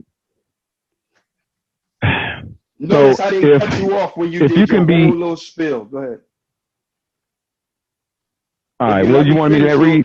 No. What I'm saying to you is, if you let me finish, let me give you a full thought on my point. I heard your whole point. Like we went to a whole nother topic, but I mean, well, you went here. You pulled this. I ain't want to go here yet. I was talking about the fact that the nations sin and we're judged by God for it. But it doesn't say that the nation Gentiles means Israelites. Like you took the concept. What I'm saying is, you took the concept and you went somewhere and you read it and you said, "Yo, this means that the other nations were sinning, transgressing the law." It doesn't say that. That's what you're saying. I mean, that is what it says. You're denying No, it doesn't. Yeah, it doesn't say the other nations are transgressing the law. It doesn't say that. You say, have they transgressed the law? No, they haven't transgressed it. They transgressed the universal law, but they haven't transgressed the law, the marriage, being fruitful and multiplying. Being fruitful and multiplying. Who gave that law? The Most High gave that law. So they broke God's law. But me and you are talking about transgressing the law. No, they broke the universal law. I agree with you. Who gave that law? The Most High God. But he didn't give. They broke God's law. Wait. He didn't give the whole world the laws, statutes, and the commandments that he gave our Adam. The Adam that we dealing with, which was taken from among those people, that Adam he followed the laws. Canaan, Cain didn't follow. Wait. Cain. I want to make sure I understand you. So you're saying the Adam in Genesis 2 that's made from the dust of the ground. You're saying God gave that Adam got God's law, statute, commandment. Yes.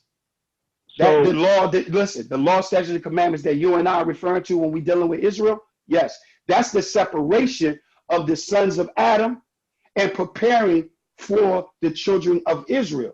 Or the children of Israel was always in mind. So that means when Genesis 2 Adam received the laws of God, law, statutes, commandments, that meant that Eve fell under that. That also meant that Cain and Abel fell under that, like when he murdered his brother and God said it was sin because it was murder. Then the same would fall for the sons of Noah, would have fallen under that law as well. Wait. Don't jump from the sons of Cain. Do the sons of Cain fall under that? Yeah. See how you get wicked? What? Because they were sinners, and they hated their brothers. Joseph's brothers fell under that. Esau fell under that. Everybody that came out of Adam that received the law, statutes, commandments fell under that law. So if that's the case, then why are you trying to separate the other nations from that, being that even the Apocrypha itself says they came out of Genesis 2 Adam? Right. Well, because after the flood, the Bible says the Most High separated nations according to the children of Israel. The land. That's how the land was broken up. I agree with that, but that's not my question. My question is simply saying if you separate land, God's law and they broke it. If you're separating land, are you separating people too? Well, no, not technically, because even Israel had different land masses, but they were one nation until it was split up because of sin. Deuteronomy 32 and 8. Let me read it real quick. But wait, you Hold got on, before we go there, wait, stop. Everybody stop. Before we go there, I still got to deal with Romans. Then I'm going to deal with Genesis. No, we're not letting you get off the hook that easy. Wait. Okay, well, I mean, I'm trying not to let you guys get off the hook. Y'all No, you're trying to get off the hook. No. We can go back. You said they got the universal law. They got the universal law, and you said marriage, which would mean what? Like be faithful, right? Being fruitful and multiplying, being with a man and a woman. So that's all they got. That's the law. Yes. If they did anything, okay. So wait, come out. So if they did anything else, they're not breaking no commandments by doing anything else, but they would be breaking the commandments if they weren't fruitful and multiply. Being fruitful and multiplying is a universal law. That's correct. Is marriage a universal law between a man and a woman? Is it a universal law? Being fruitful and multiplying, it got to be for a man and a woman. It can't be for a man. All right, so marriage is also a universal law. So if marriage is a universal law, no, I didn't say that. You're saying that, but go ahead. But we believe that once you have sex with once you have sex with a woman, go ahead. Okay. Go ahead. In our law, I'm sorry. Hold on, let me give it a out. Go ahead. Be fruitful and multiply, which you said is a universal law. I agree with that. Be fruitful and multiply is a universal law. It can only be done by a man and a woman. And being when God made Adam, he gave him Eve, and that's how you're supposed to procreate within the confines of marriage.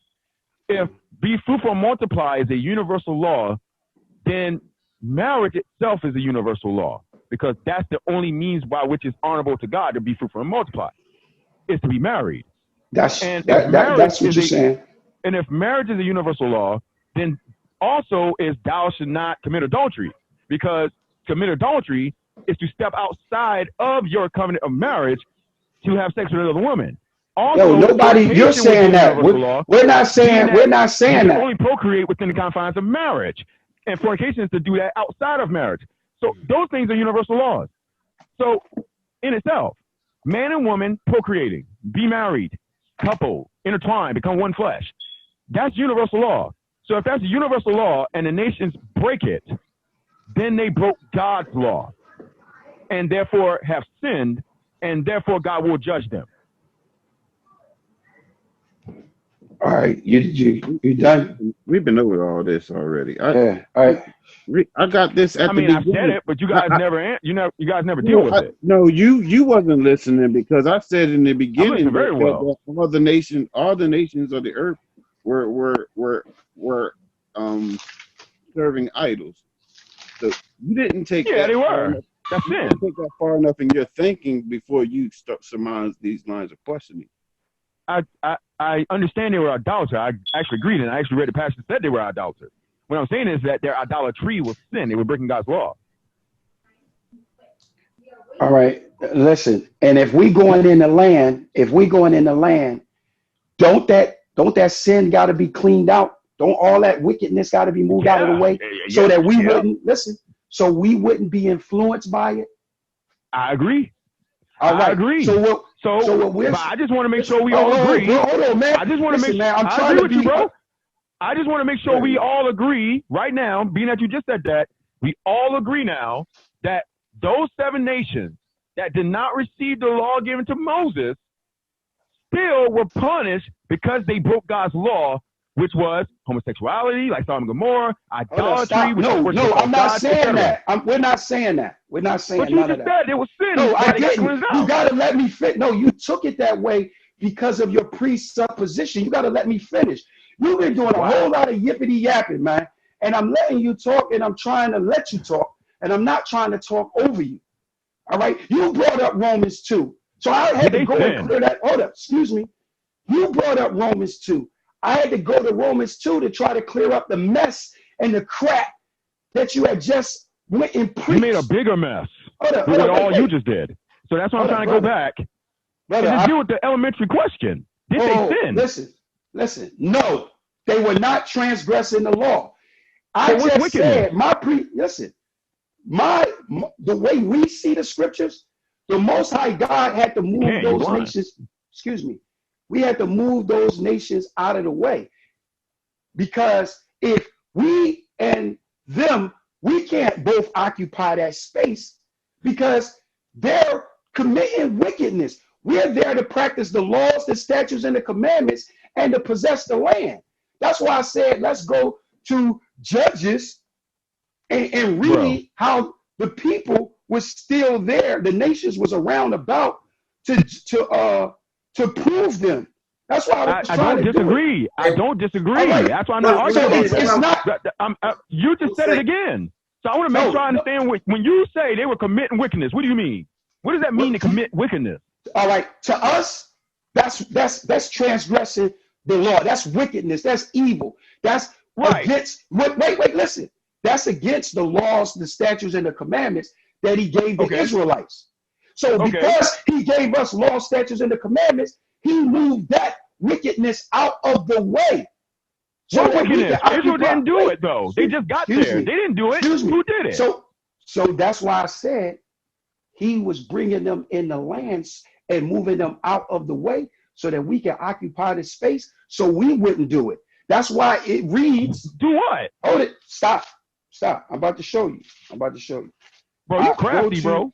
Hold up. Stop, man. Stop, bro. Oh, you crafty. You crafty, bro. Can you go to Judges chapter 3? Bro. Every time this brother talk, you got 2 words to interject or say. You can't just sit back. Aaron ain't saying bro, nothing. hold on, bro. I'm trying to. First of all, I'm saying, let me address that. You still not letting me address that, bro. All I'm asking you is a simple question. What does it mean to commit wickedness? Yo, for them, for the Gentiles. What does it mean to commit wickedness if you're a Gentile? What we're saying is their actions to us is against God's law. It's wickedness. That's how we discern that. Hold it. Wait. It's to us. We was given the law, statutes, and the commandments. But God said he was giving it to their wickedness. Their wickedness. Yo. If we was their own sin. They can have that. They can do whatever they want. He don't want us to do it. That's why he's moving them out of the way. Why is he judging them then? If you don't care, why are you judging them? All right, where does it say that he's bringing a judgment on them because of their wickedness? We just read it, Deuteronomy 9. No, that's how you taking it. What? You read it then, since I take it the wrong way. Read it yourself. Listen, that's how you taking it. Listen. Let's read it then. Let's read it and then tell me what it says. Listen. Is homosexuality a man loving a man? Is that a form of idolatry? That's his wickedness, bro. That's against nature, bro. Yeah, it's wickedness. Bro, what I'm trying to tell you is anything that they was doing, the Most High to us, wait, listen. To us, he was teaching us. He was teaching us not to do the things of the other nations. So what was that? He tell us, listen. So he told us, listen, don't pick up their ways. These ways are wicked.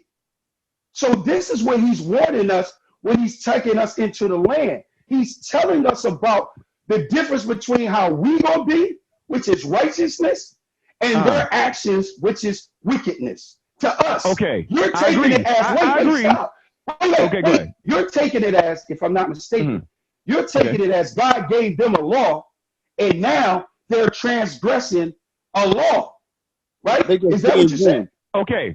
All right. So show us. That's what we asking you. Okay. That's what we asking you to get some order. Show us that then. Show us where God gave them these laws not to do these things. Go ahead. All right. We just talked about some of them, like marriage and procreation. No, show us when he gave the law of marriage. Show us when he gave the law of marriage to the other nations. To Genesis 1, sir. Genesis 1. Those that born of Adam fell into that law, bro. Marriage. Procreation. Genesis 1. God told man to be fruitful and multiply. And subdue the earth. All right. God also gave Adam Eve as his wife. Oh, those are two different marriage in the beginning between man and woman. I'm giving you some laws. They also were created by one creator who is the only one who created them. He is God. And therefore Adam is to worship his creator. If he worships anything else, any inanimate object, any demons, any whatever, it's called idolatry. All the nations fall under that. You yourself said they committed idolatry, but I guess they didn't commit idolatry since they didn't receive a command said don't be idolaters. So they weren't technically No, we were told not to be idolaters. It's just in Israel's eyesight, they were idolaters, but they weren't really idolaters between them and God because, well, God didn't give them the law of idolatry. That's what you're saying. Only in Israel's eyes, binoculars, they're idolaters, but they're not really idolaters. They're only idolaters in Israel's eyes, right? To them, what they was doing, whatever they were doing was fine. Yeah, so what they were actually doing fine. wasn't evil because they didn't receive a law to tell them what was good or evil. So therefore, though they were worshiping demons, it wasn't bad. It's only bad if Israel worshiped demons. That's what you're saying?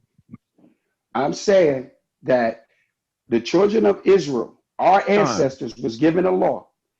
And we was told when we was going into the land that the Most High had to move the other nations out of the way because of their wickedness, and they were being judged to get out of their way. This is a judgment for us. This judgment was specifically, I listen to you. Go ahead. This judgment was for us. The judgment was for us to go in and possess the land. That was a promise that was made to us. So what we're saying to you is that the Most High was saying that type of behavior is wickedness to us. It's wickedness but it's not to wickedness us. To them. And listen, wait. Listen, it's wickedness to us. Let me explain. But not to them. Wait. Listen. Yeah, they can do whatever they want to do. But it's not wickedness to them. Listen, not being fruitful and multiplying, that's a commandment that was given universal, as you say. In Genesis 1, he said, let us make man in let's go to it. Genesis 1, I'm going to read 26. It says, and God said, let us make man in our image and our likeness, and let him have dominion over the fish of the sea and over the fowls of the air, and over the cattle, and over the creepy things that creepeth there up on the earth. Verse 27. So God created male and God created man in his own image. In the image of God created him, male and female, and created them. And God said unto them,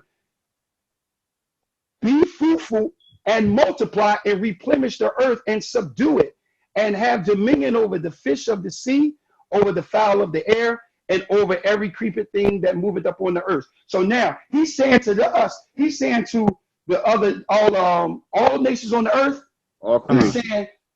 he's saying before Adam, our Adam, that's what I'm saying. Listen, before our Adam, he told them, be fruitful, multiply, and subdue the earth. All right, have dominion over the fish. That means don't worship the fishes. Don't worship nature.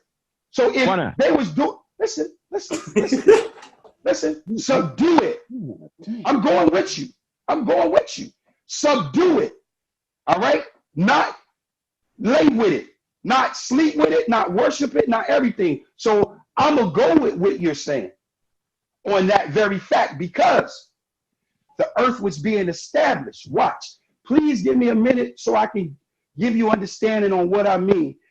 Can you go to I only got one question while you're pulling it up, and it's about what you just read. And that is, were the other nations created in God's image, according to what you just read? Let me read a precept. Let me read a precept so he can understand. No, I'm talking about Genesis 1, where he just read. That's what God said, let us make man in our image. That's what I'm talking about too. See, okay. You interject a whole lot, Brother Jay, and don't let nobody finish. You guys actually spoke a lot more than y'all acting like y'all have not. All right, but that's cool. Go ahead. Listen. Go ahead. And then I want to finish proving my point. The reason why we got to do all of this type of teaching is because you just doing some talking, and it sounds good to the Americans' ears. We have to give clarity that America's way of hearing and seeing things is not correct. So we have to go and give clarity on the things that you be saying when you jump out there like that. Go ahead, bring your precept out, and then I want to go back to my point. Sirach, chapter 33, verse 10. And all men are from the ground, and Adam was created of earth. In much knowledge the Lord hath divided them, and made their ways diverse. Some of them hath he blessed and exalted, and some of them hath he sanctified and set near himself. But some of them hath he cursed and brought low and turned out of their places. As the clay is in the potter's hand to fashion it at his pleasure, so man is in the hand of him that made him, to render to them as liketh him best. However God made everybody on the earth, that's his prerogative. He put the spirit in everyone that got the spirit that they have. The Most High did it. He made everybody diverse. He didn't want everyone to be the same. Why you think this wickedness here in America is so daggone wicked? We are one people. Like who where does that come from? What Bible teaches that? Did your Bible teach that? I honestly don't even know what you're talking about right now, bro. Because you're not following. You're totally disconnected from this, and you're not even interested in. I thought you were supposed to be answering the question about whether they made God's image. I answered the question through scripture, and you ain't even acknowledged the scripture that I just. The scripture had nothing to do with what I asked you, though. The scripture had everything to do with what you just asked. Okay, everything. They were made. Okay, so you agree they were made from the dust of the ground. Where in Genesis 1 did it say he made them from the ground? Last time I checked, only Genesis 2 said he made man from the dust of the ground. That's your Adam that you keep trying to proclaim. All right, so that's why we gotta address that. We gotta try to give the listeners an understanding. Are you going to address the universal law? Yeah, the listeners want you to address the universal law. All right, so real quick, can you go to, because I hope you can listen, man, because you're not following. He just read it. Proved that he can't listen. Huh? Why would you? All right, go to Proverbs. Go to Proverbs chapter 29, verse 2. I want to read something real quick, and then I want to go back to Genesis. I want to give understanding on what the position and the approach that I'm approaching on Genesis, so that you'll know our position. Read that. We want you to read Deuteronomy 2. All right, we'll get to that too. Proverbs chapter 29, verse 2. Book of Proverbs chapter 29, verse 2. It says, when the righteous are in authority, the people rejoice. But when the wicked beareth rule, the people mourn. Now, the reason why I pull that scripture is because the earth was being established for Adam to rule over all dominion, all men. Brother Jay, who did Cain marry? His sister. He married his sister. Where does it say that he married his sister? Are you injecting that? Are you No, the scripture says that Adam and Eve had many sons and daughters. All right, so show me where that's talking about throughout their generations. What I'm saying to you is where does it say Adam and Eve, besides Cain and Abel, had a daughter in the midst? Because they had to have a daughter either around the same age, around the same time, something. Explain to me where that's at. Or you just inserting that because that's how that. They're the only two. All right, so you have to assume that Adam and Eve. Well, you have to assume your position. So the point is, I'm gonna prove that you don't. I'm gonna prove that you don't. Cain married one of the daughters of Adam. Adam and Eve had many daughters. All right. Just as with any genealogy, that's not true. Even if a man has, well, Genesis says it. But all right. So let's deal with that since you brought. Hold on. Time out. Because here's the thing: the apocrypha that you guys read, right? Ezra, second Ezra 6. Mm-hmm. It says that every nation came from Adam. Everybody. Right. They weren't before him. They came after him. That's true. So with that being the case, after the flood. That's after the flood. Go ahead. No, it didn't say. It is. Wait. Adam, Noah. Let me shoot my position. Adam. Hold on. Let me shoot my brother. Let me shoot. Go ahead. Let me finish my position. You already gave your position. It says all nations came from Adam, not before him. Came from him. So if Cain got married to anybody, it was a daughter of Adam. All right. Because the scripture says Adam and Eve had many sons and daughters. All there right, was no other people there with them in the beginning. All right, listen. That's not saying what you're saying. What that's saying is that, listen, I'm about to tell you, you're mixing the two. I'm saying that there was other nations and there was other people on the earth. We see that through precept. The Bible says that you must understand it through similitudes. All right. What? You can't just go. Can you go to that Hosea chapter 12 verse 10?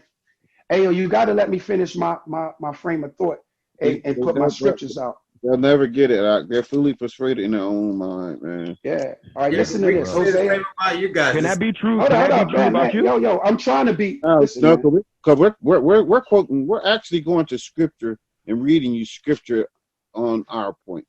So are All right, we read that out. doing the same Yeah, thing? I was doing the same thing. Every time I read No, it, no, you no, go, no. that's not what You're it cutting said. me off. Listen, you're cutting me All off. right, go ahead, bro. Every time I try to put a frame of thought out there, like I'm trying to put a frame of thought out on Genesis. That's why I went to Proverbs and I showed when the righteous are in authority, the earth rejoice. So I'm trying to show you that the Most High God was establishing the righteousness. He was establishing us, and I was trying to show you that, but you cut me off. I said Us to understand who? the What you talking Bible. about us? What you talking about? Hold on, wait. To understand the Ain't no Israelites scriptures, was there, bro. yo, to understand. Listen, to understand the scriptures, the Bible says that God gives his information to his prophets like this. Read it out.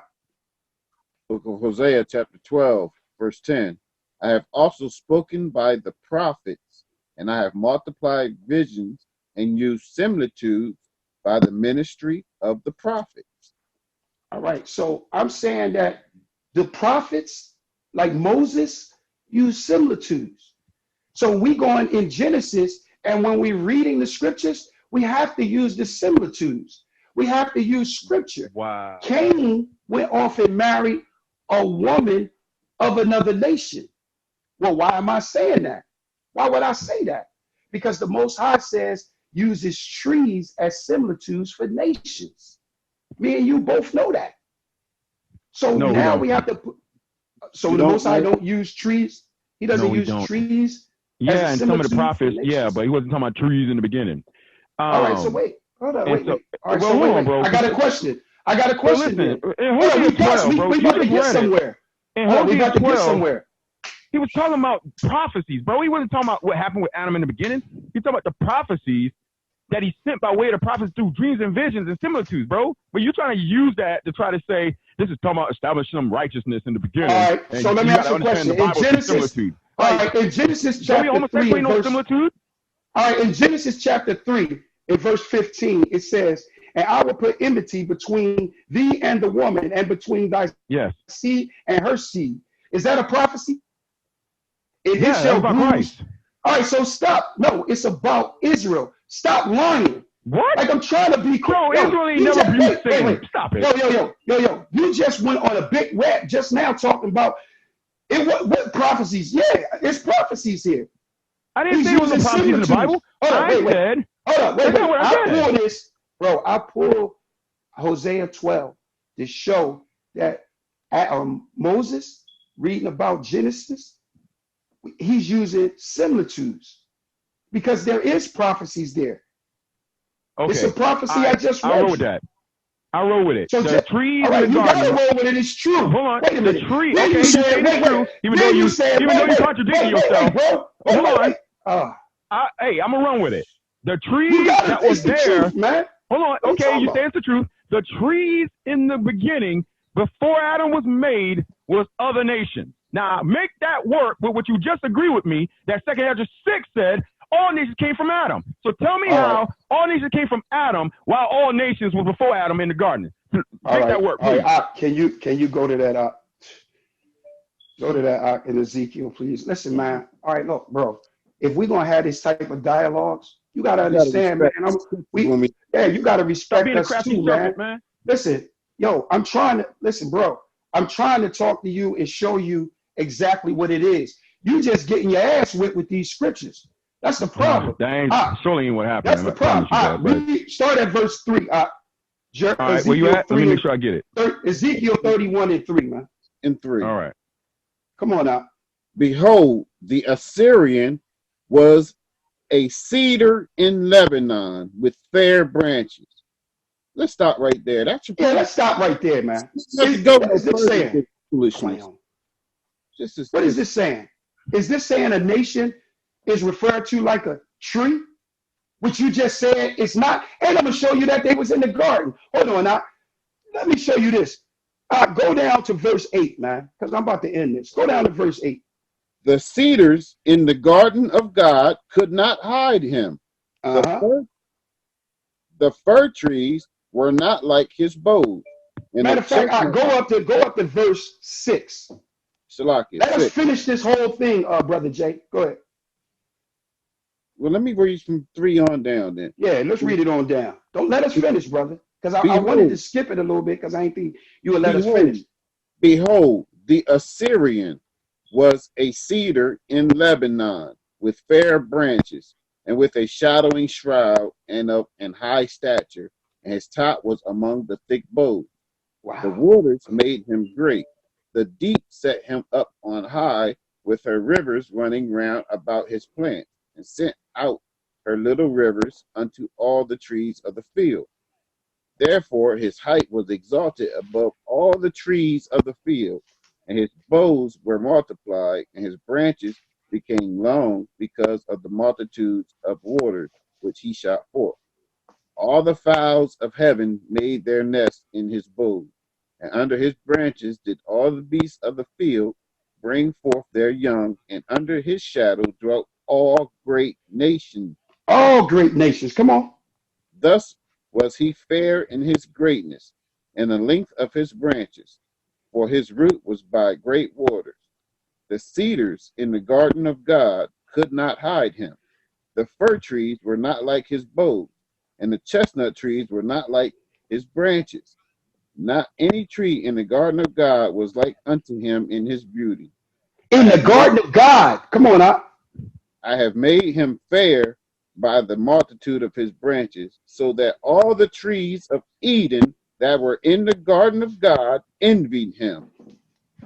All right, so listen, it Oh does boy. use trees. Hold up, man. It does use trees as similitudes. So, For and not me, only do it use trees as similitudes, right there, if you go to the book of Jeremiah, which you was talking about earlier, it uses Israel in a state of a tree just as well there too, as it became strange branches, right? So I'm saying you gotta allow me to present my position on Genesis. Now I want to address something else. I'm saying that it was all nations, it was all people before the flood. They all died, and the only family that survived the flood, one family, was the family that came from Seth descendants, which was Noah. They were the only ones. And I'm saying after that, everybody did come. But the Most High God made a separation even in Genesis, I think that's Genesis 9. He says the Shem of, Salakia, the God of Shem. He didn't say it was the God of Japheth. He didn't say it was the God of Ham. He said Ham would be a servant of servants. And he made sure that God was the God of Shem, which came Abraham, Isaac, and Jacob. So I do agree with you, Brother Jay, that everybody did come from our Adam at that time, that one family, but he separated them and gave the promise, which you agreed earlier, only to Abraham, Isaac, and Jacob. So that's what we're saying on that All right, note. so make sure I Let heard me, you let me clear just just say now. this. Go ahead. So make sure I just heard what you just said. You said you agree that all the nations came from your Adam at that time, After the flood, and then later yes. on was separated. No. After the flood, they were separated after the flood. You had Ham, Shem, and Japheth. Mm-hmm. God said, the Most High God said he was only the God of Shem. He didn't say he was the God of Japheth. Because of the promise. Right. So me and you agreeing. So I do agree from that note, but I'm saying prior to that, those trees in the garden were other nations. But listen, So who I would came like from? to wait. Well, hold on. Time out. It's very No, important. because I gotta go. But Well, hold on. I You said a will lot. listen. At least give me a Let's chance to break respond it. to that stuff. I will. And I want to say this to Aaron. Aaron, you can set it up where we can have me and this brother can have a discussion dealing with just that period. Because see, what I see what's happening is, Brother Jay, and by your expertise of having debates and things of that nature, I'm hoping that you understand where I'm coming from this position. The conversation that we're having is very broad. So we jumping all over the place. we have to get which Aaron tried to do. Our fault, Aaron. Me, both of us had fought at that. I'll go with it. What we need to do is just have a discussion dealing with that part only. Genesis, dealing with was there other people, and then once we establish that, then we can move forward to other things. But we have to get we have to get something together here and just stay in that area, because we done been to New Testament Romans, we done been to Jeremiah. We all over the place and not staying locked in on one topic. Ava, can you read Deuteronomy 4 and break it down for us first? Which Deuteronomy 4 and what verse was it, Jay? Was it chapter 4 or chapter 9? Talking about chapter 9 when he ran them out of the land? Yeah, we already, that's what we've been talking about. Oh, okay. That's what we've been talking about. Deuteronomy, it was Deuteronomy 9 and 5. That was the point. That's what the point is at. Right, and what we're saying is that, Brother Jay, that's why, like, I think that's where we kind of like went off, because I wanted to show our position on how we see what the Most High God is saying. So let's deal. We can deal with all that. I don't have no problem. I'm gonna let you finish. I don't have no problem with getting back together with y'all and doing a study, maybe just on that area, not leaving that area. We could use precepts for that area, but just staying in that area, meaning the pre-flood. All right. Go ahead, all right. Well, this be my question then, and I guess, and then I guess after you leave, then I'll use the opportunity to respond to the other stuff. But while you're here, in Tobit chapter 8 and verse 6, because Ezra said it, Tobit said it. But every time they say it, you explain it a lot different than what they're saying. Okay, and hold on. Paul You is said going to say it again Tobit. too. Tobit chapter 8. Yeah, Tobit 8. Actually, it's one question, but two passages I want you to read before you answer it. So Tobit 8 and 6. So that one first, and then the next one after that, the last one after that would be Acts 17. And I'll get the verse after you finish Tobit. So you won't forget. Okay. Well, that's why we need to do a whole study on that. We got to do one pre-flood. You know what I'm saying? We really do. I think I know what you're talking about, but we got to do one pre-flood. I'd rather not even go there right now, because now we're getting into that pre-flood, and I've been on the phone for quite a bit. And well, yeah, if you can, just read Tobit 8:6 for me, and then Acts 17. All right, go ahead, read it. That's yours. You tell me what you're saying is saying. I'll just read it and actually what it says. So it says, "Thou madest Adam, and gavest him Eve, his wife, for an helper and stay. Of them came mankind.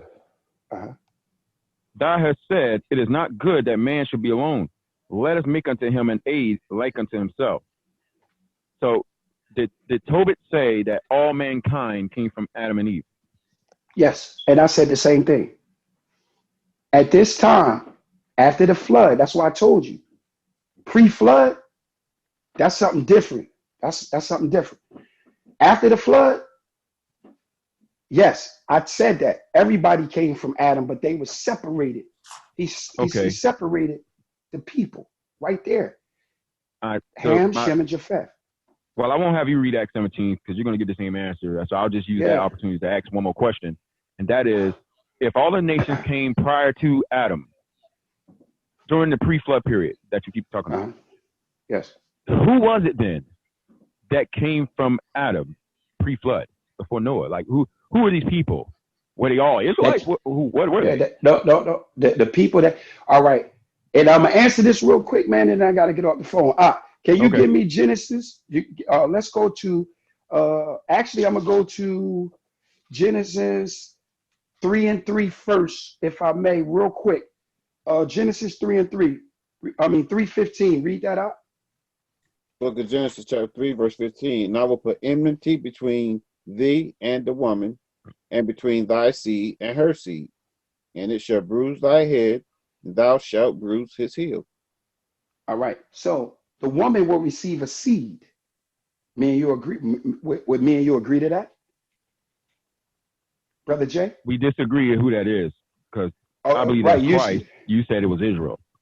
Okay. So real quick, can you give me Romans? Romans, and I'm just addressing that, and then I'm going back to Genesis. Romans chapter 16. You can give it verse 20. Book of Romans, chapter 16, verse 20. Mm-hmm. It reads. Now remember, at the end of Genesis 3 and 15, it says, "And it shall bruise thy head, and thou shalt bruise his heel." Go ahead. Book of Romans, chapter 16, verse 20. And the God of peace shall bruise Satan under your feet shortly. Stop. Stop. Says he shall bruise your. What? Read that again. And the God of peace shall bruise Satan under your feet shortly. Who is your feet? Who is that? That was talking to believers, the body of Christ. All right, so that was talking to the Israelites. You saying it was believers, No. we saying it was Israel. No, I got you, bro. We don't gotta, I don't want to get, we'll do that later. We'll do that another time. You saying it's just believers, we saying it's Israelites. I got you. So now, the woman that received that seed, the seed was killed. Abel was killed. Abel was killed, and Cain was put out, received the mark, and was gone, met another woman, married her in another city that he went to. Then he built the city for just him and his wife and son, according to you. And he went to a city where I guess I don't know who. They had many sons and daughters. There's more people on earth by the time. No, hold it. But Cain and Abel. All right, fine. But we're addressing the seed. All right. The seed. Right. And so that now seed I want in Genesis 3 is. Wait, Is stop. Oh, bro. And no, we're getting to it. We're getting to it. He just mentioned it was stuff. All right, listen to me, man. This is the woman's seed. Abel was killed. There was nobody worshiping and calling upon the name of the Lord. The reason why we say that is because our Adam was the one that was given the laws, the statutes, and the commandments of the Most High, and he taught Cain and Abel. Cain killed Abel. Then Cain was put out. Abel was gone. The seed had to be replaced. Give me that in Genesis 4. Genesis chapter 4, verse 25. And Adam knew his wife again, and she bare a son, and called his name Seth. For God, she said, hath appointed me another seed instead of Abel. So here's the seed that you're talking about. This is the seed that the woman will receive. It's establishing the Israelites. It's establishing the sons of Adam. Watch this. One more. Genesis 32 and 8. You talking about Deuteronomy 32 and 8? Deuteronomy 32 and 8. I'm sorry, Salakia. Look at Deuteronomy chapter 32, verse 8. And it reads, When the Most High separated the sons of Adam, when the Most High divided to the nations their inheritance, Salakia. Come on. The book of Deuteronomy chapter 32, verse 8. When the Most High divided to the nations their inheritance, when he separated the sons of Adam, he set the bounds of the people according to the number of the children of Israel. So during all that time with our Adam, he was setting it up. He was setting up the fact that the children of Israel was going to be coming from our Adam. That's why when you read in the book of Luke and it talks about Adam, that's our Adam. That's not all the Adams. That's not all mankind. And I will address all of that when we do and Aaron, you can set it up for us to do a discussion. And look, Brother Jay, we could do a number of them. We could start at that position and we can go, and then we can go right after the flood. Maybe we can do between. Are you okay? Listen, man, I'm trying to be cool with you. And we could do between the after the flood to the Exodus, or to the going into Egypt. Look, brother Jay, I don't want to frustrate you or anything like that, bro. I want to have a discussion, but I just want to have a discussion, and I just want it to be fair for both of us, if you don't mind. I hear you blowing, and you know, and I understand.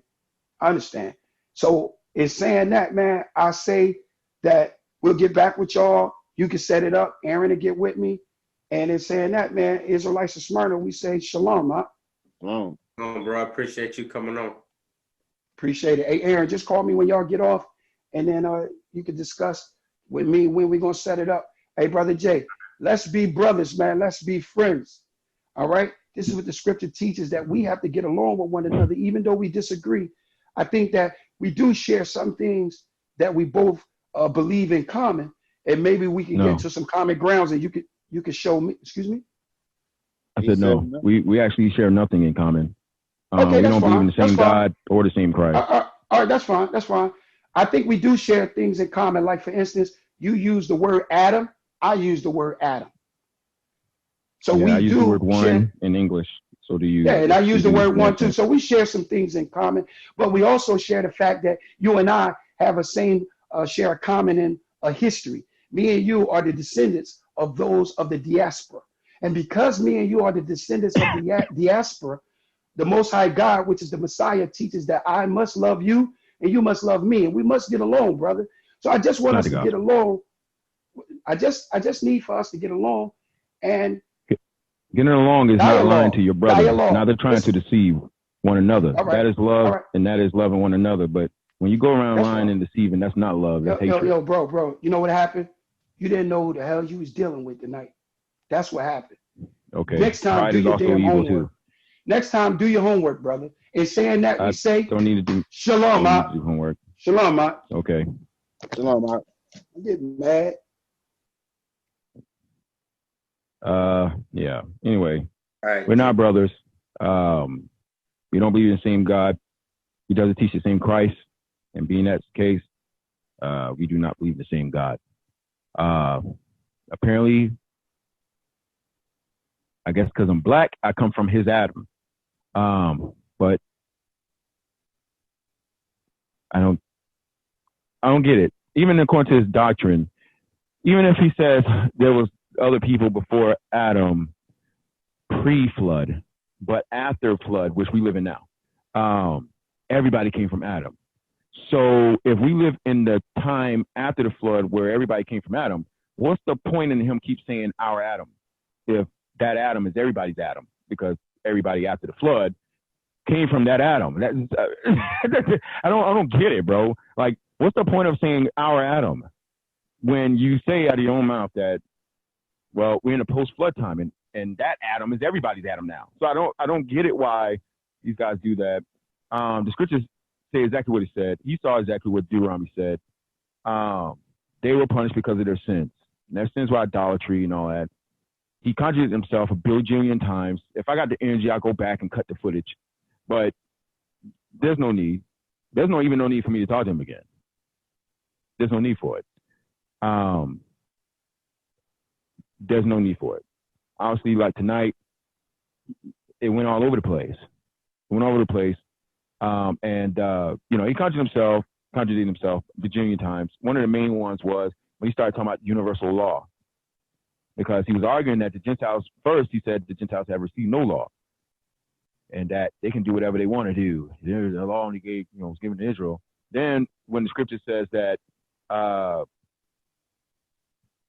clearly they were being punished for their sins, then he made it in a sense that no, it's sin for Israel. It wasn't sin for them.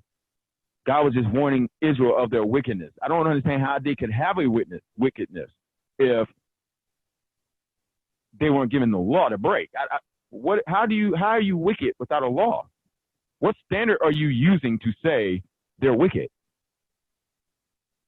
And when he talked about universal law, apparently the only universal law they were ever given was to procreate. But what they don't understand is it's the same thing as when the apostle says, if you break one law, you've broken it all. Just from one command of procreation, These are all the laws attached to it. I don't know if anybody was following along. He didn't see, he was blind. But all just right, from hey, yo, one real law, quick. Hey, yo, I don't mean to cut you off real quick, but I want to say something about the title. Yo, I told y'all before, that's a wrong title to call us ISUPK. We respect ISUPK just like we respect all the Israelite camps. But to have us out there saying on your title, that's a false statement. So I'm asking you. what do you want me to put? Because yesterday you was like, you should Well, follow we the already ISUPK. told you. Listen, we already told you that we told you who we was at the beginning of the broadcast. We not Yesterday even you was repping ISUPK, bro, like a cheerleader, man. You was like, Yo, and you I should be in the still- ISUPK. You should follow the ISUPK. Yo, because as I do my studying and my research, I'm not angry at black people. I'm not going around talking about black people like you and Vocab Malone and all y'all. I'm not doing that. I'm trying to unify our people, man. I'm trying to look at a common ground where we can start having discussions, man. You're an angry and mad brother. That's your problem. And you don't like black people. That's what it sounds like. I'm married just to telling black you, people. My family's black. that don't mean nothing. My mom and That dad is don't black. mean nothing. That don't mean nothing. I But work I'm with black saying people. this, man. You got to stop, bro. I got black friends. Don't be, and you sound like a And I police love them. officer. I got a black friend. I don't believe you because I I love listened them. to your broadcast, and right now I'm talking to you cordially. I'm trying to tell you, look, let's get along. Let's see where we can find some common ground. You're like, no. You're just angry. You're just mad. I don't have to be angry to say no. Huh? I don't have to be angry to say no to you. So are you saying that you'll get along with Vocab Malone, but you won't get along with me, your brother? No, I can get along with you. All right, that's what I'm I saying. can get along with you. I'm telling you, All right, we ain't that's what I'm brothers. saying. I agree we're not brothers because you're not doing the will of the Father. I agree with that. Whatever view you take, Listen, that's fine. I said, we're not brothers. I said by history, me and you share. We ain't brothers by history either. All right, so you're not a part. You're not The only commonality we got is Adam. All right, you don't share this common interest of the diaspora with me. Is that what you're saying? No. Okay, that's fine. All right, so I didn't know that. I didn't know that. So you're just a heathen. What, you an African or something like that?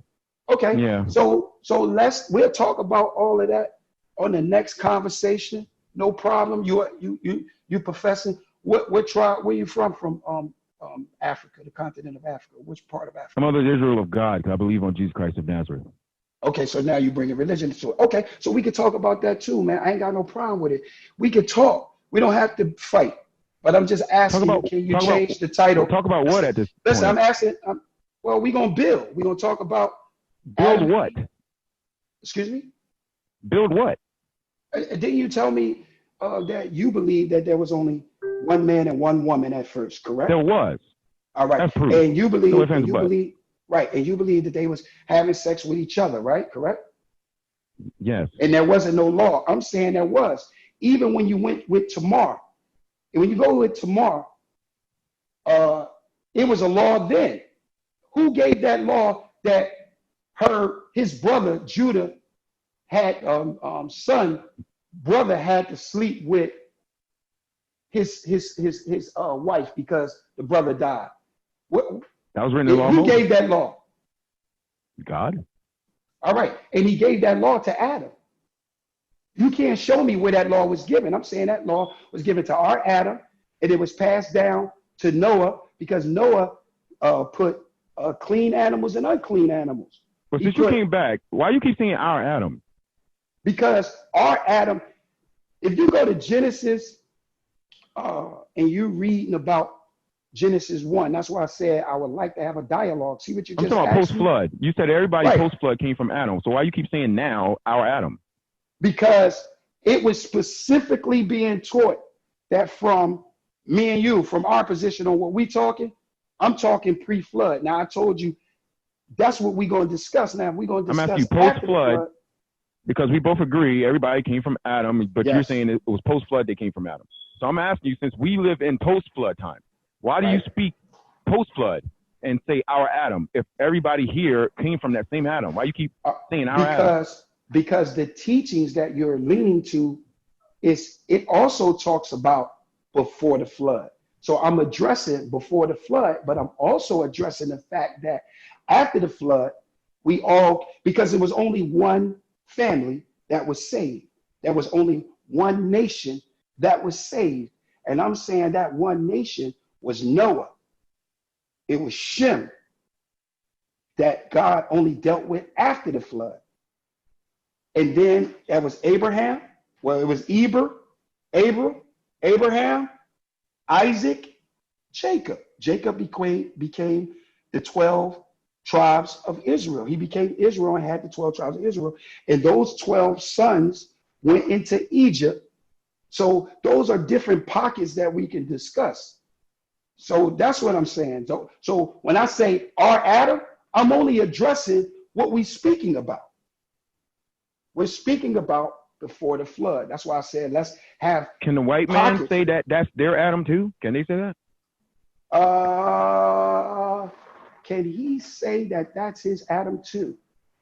Yeah, I mean, he came from him. As far as blood, yes, because we all got the same blood. So yes, I agree with that. I told you I agree. So we all brothers and sisters. That's what you're saying. We all brothers and sisters. I'm saying that all mankind came from Adam. So we all family. Listen, no, because he's divided us. The Most High God divided us. He said Ham, Shem, and Japheth.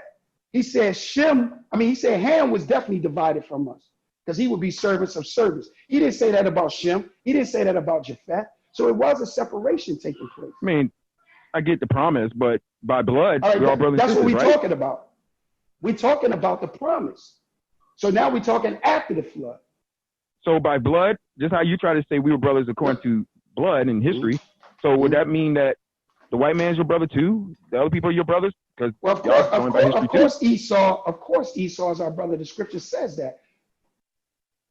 So everybody's your brother and sisters because we all, come But it's Adam. only those who do the will of the Father when we're dealing in context of salvation and the promise and following the law, that's why I said I was of the Israel God. But when I said that, you said, "Oh, you bring a religion into it." No. Everybody, because you're given the invitation and you're given the quote as though it's an invitation for whoever would believe. That's not who it's talking about. Well, that's another conversation. Because I'm saying, and I already tried to discuss that with you when we talked about the Jews, circumcision and uncircumcision. So let's just talk about it in pockets, bro. You don't got to be so tight. Listen, me and you can have some real good dialogues, man. We can have some real good dialogues instead of you being so tight. Listen, if you want to have that discussion, like I said, man, just get with Aaron. I was just asking you, could you change that title? I have mad and great respect for ISUPK.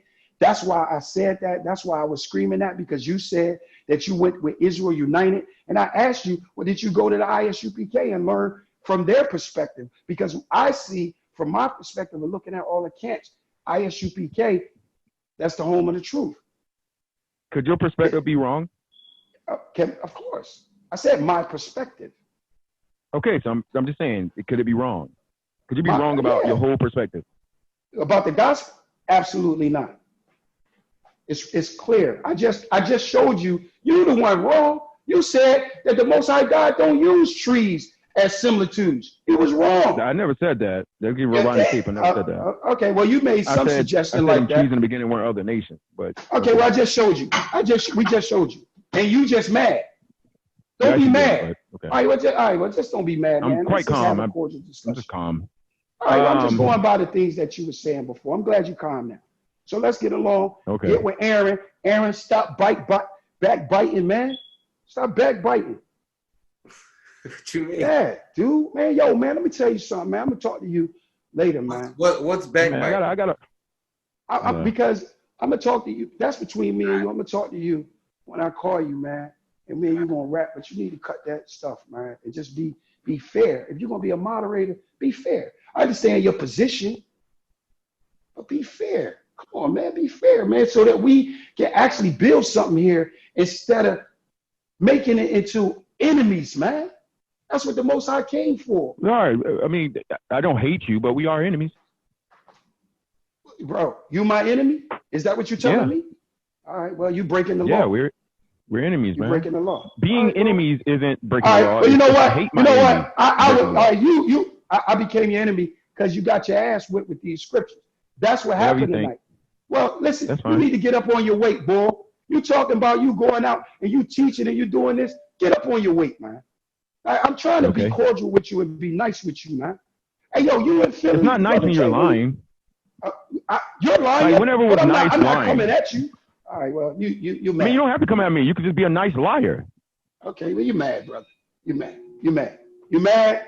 Aaron, listen, get the mad rapper, because you whatever you are, I'm not a rapper, but the mad prophet. And if y'all can get him toned down, set it up, man, and we can all get together and talk. I would love to get together and talk with you, man. All right? But get your weight up, bro. Get your weight up. Shalom. Shalom. Like I was saying, Jay. Man, I appreciate you coming on. It was a exciting dialogue. So I don't know. I'll be in touch. You know, it's up to you. I know you got mixed feelings, but I'll tell you right now, the answer is no. But, that's what it is right now. Let's the Lord change it. The answer is no. There's no reason for me to have a friendly dialogue with him. You know, he'll say whatever he says as to why I won't have it, but oh well. Lord's will, the Lord opened his eyes to the gospel, the true one. But yeah, there's no reason. I feel you. All right, brother. Well, I mean, like I said, I still appreciate you coming on. This was a nice. I appreciate the invite, man. And I hope you have a good one, man. I'll be in touch. All right, bro. I appreciate it. All right, brother. Peace. All right. Peace. Cheap work.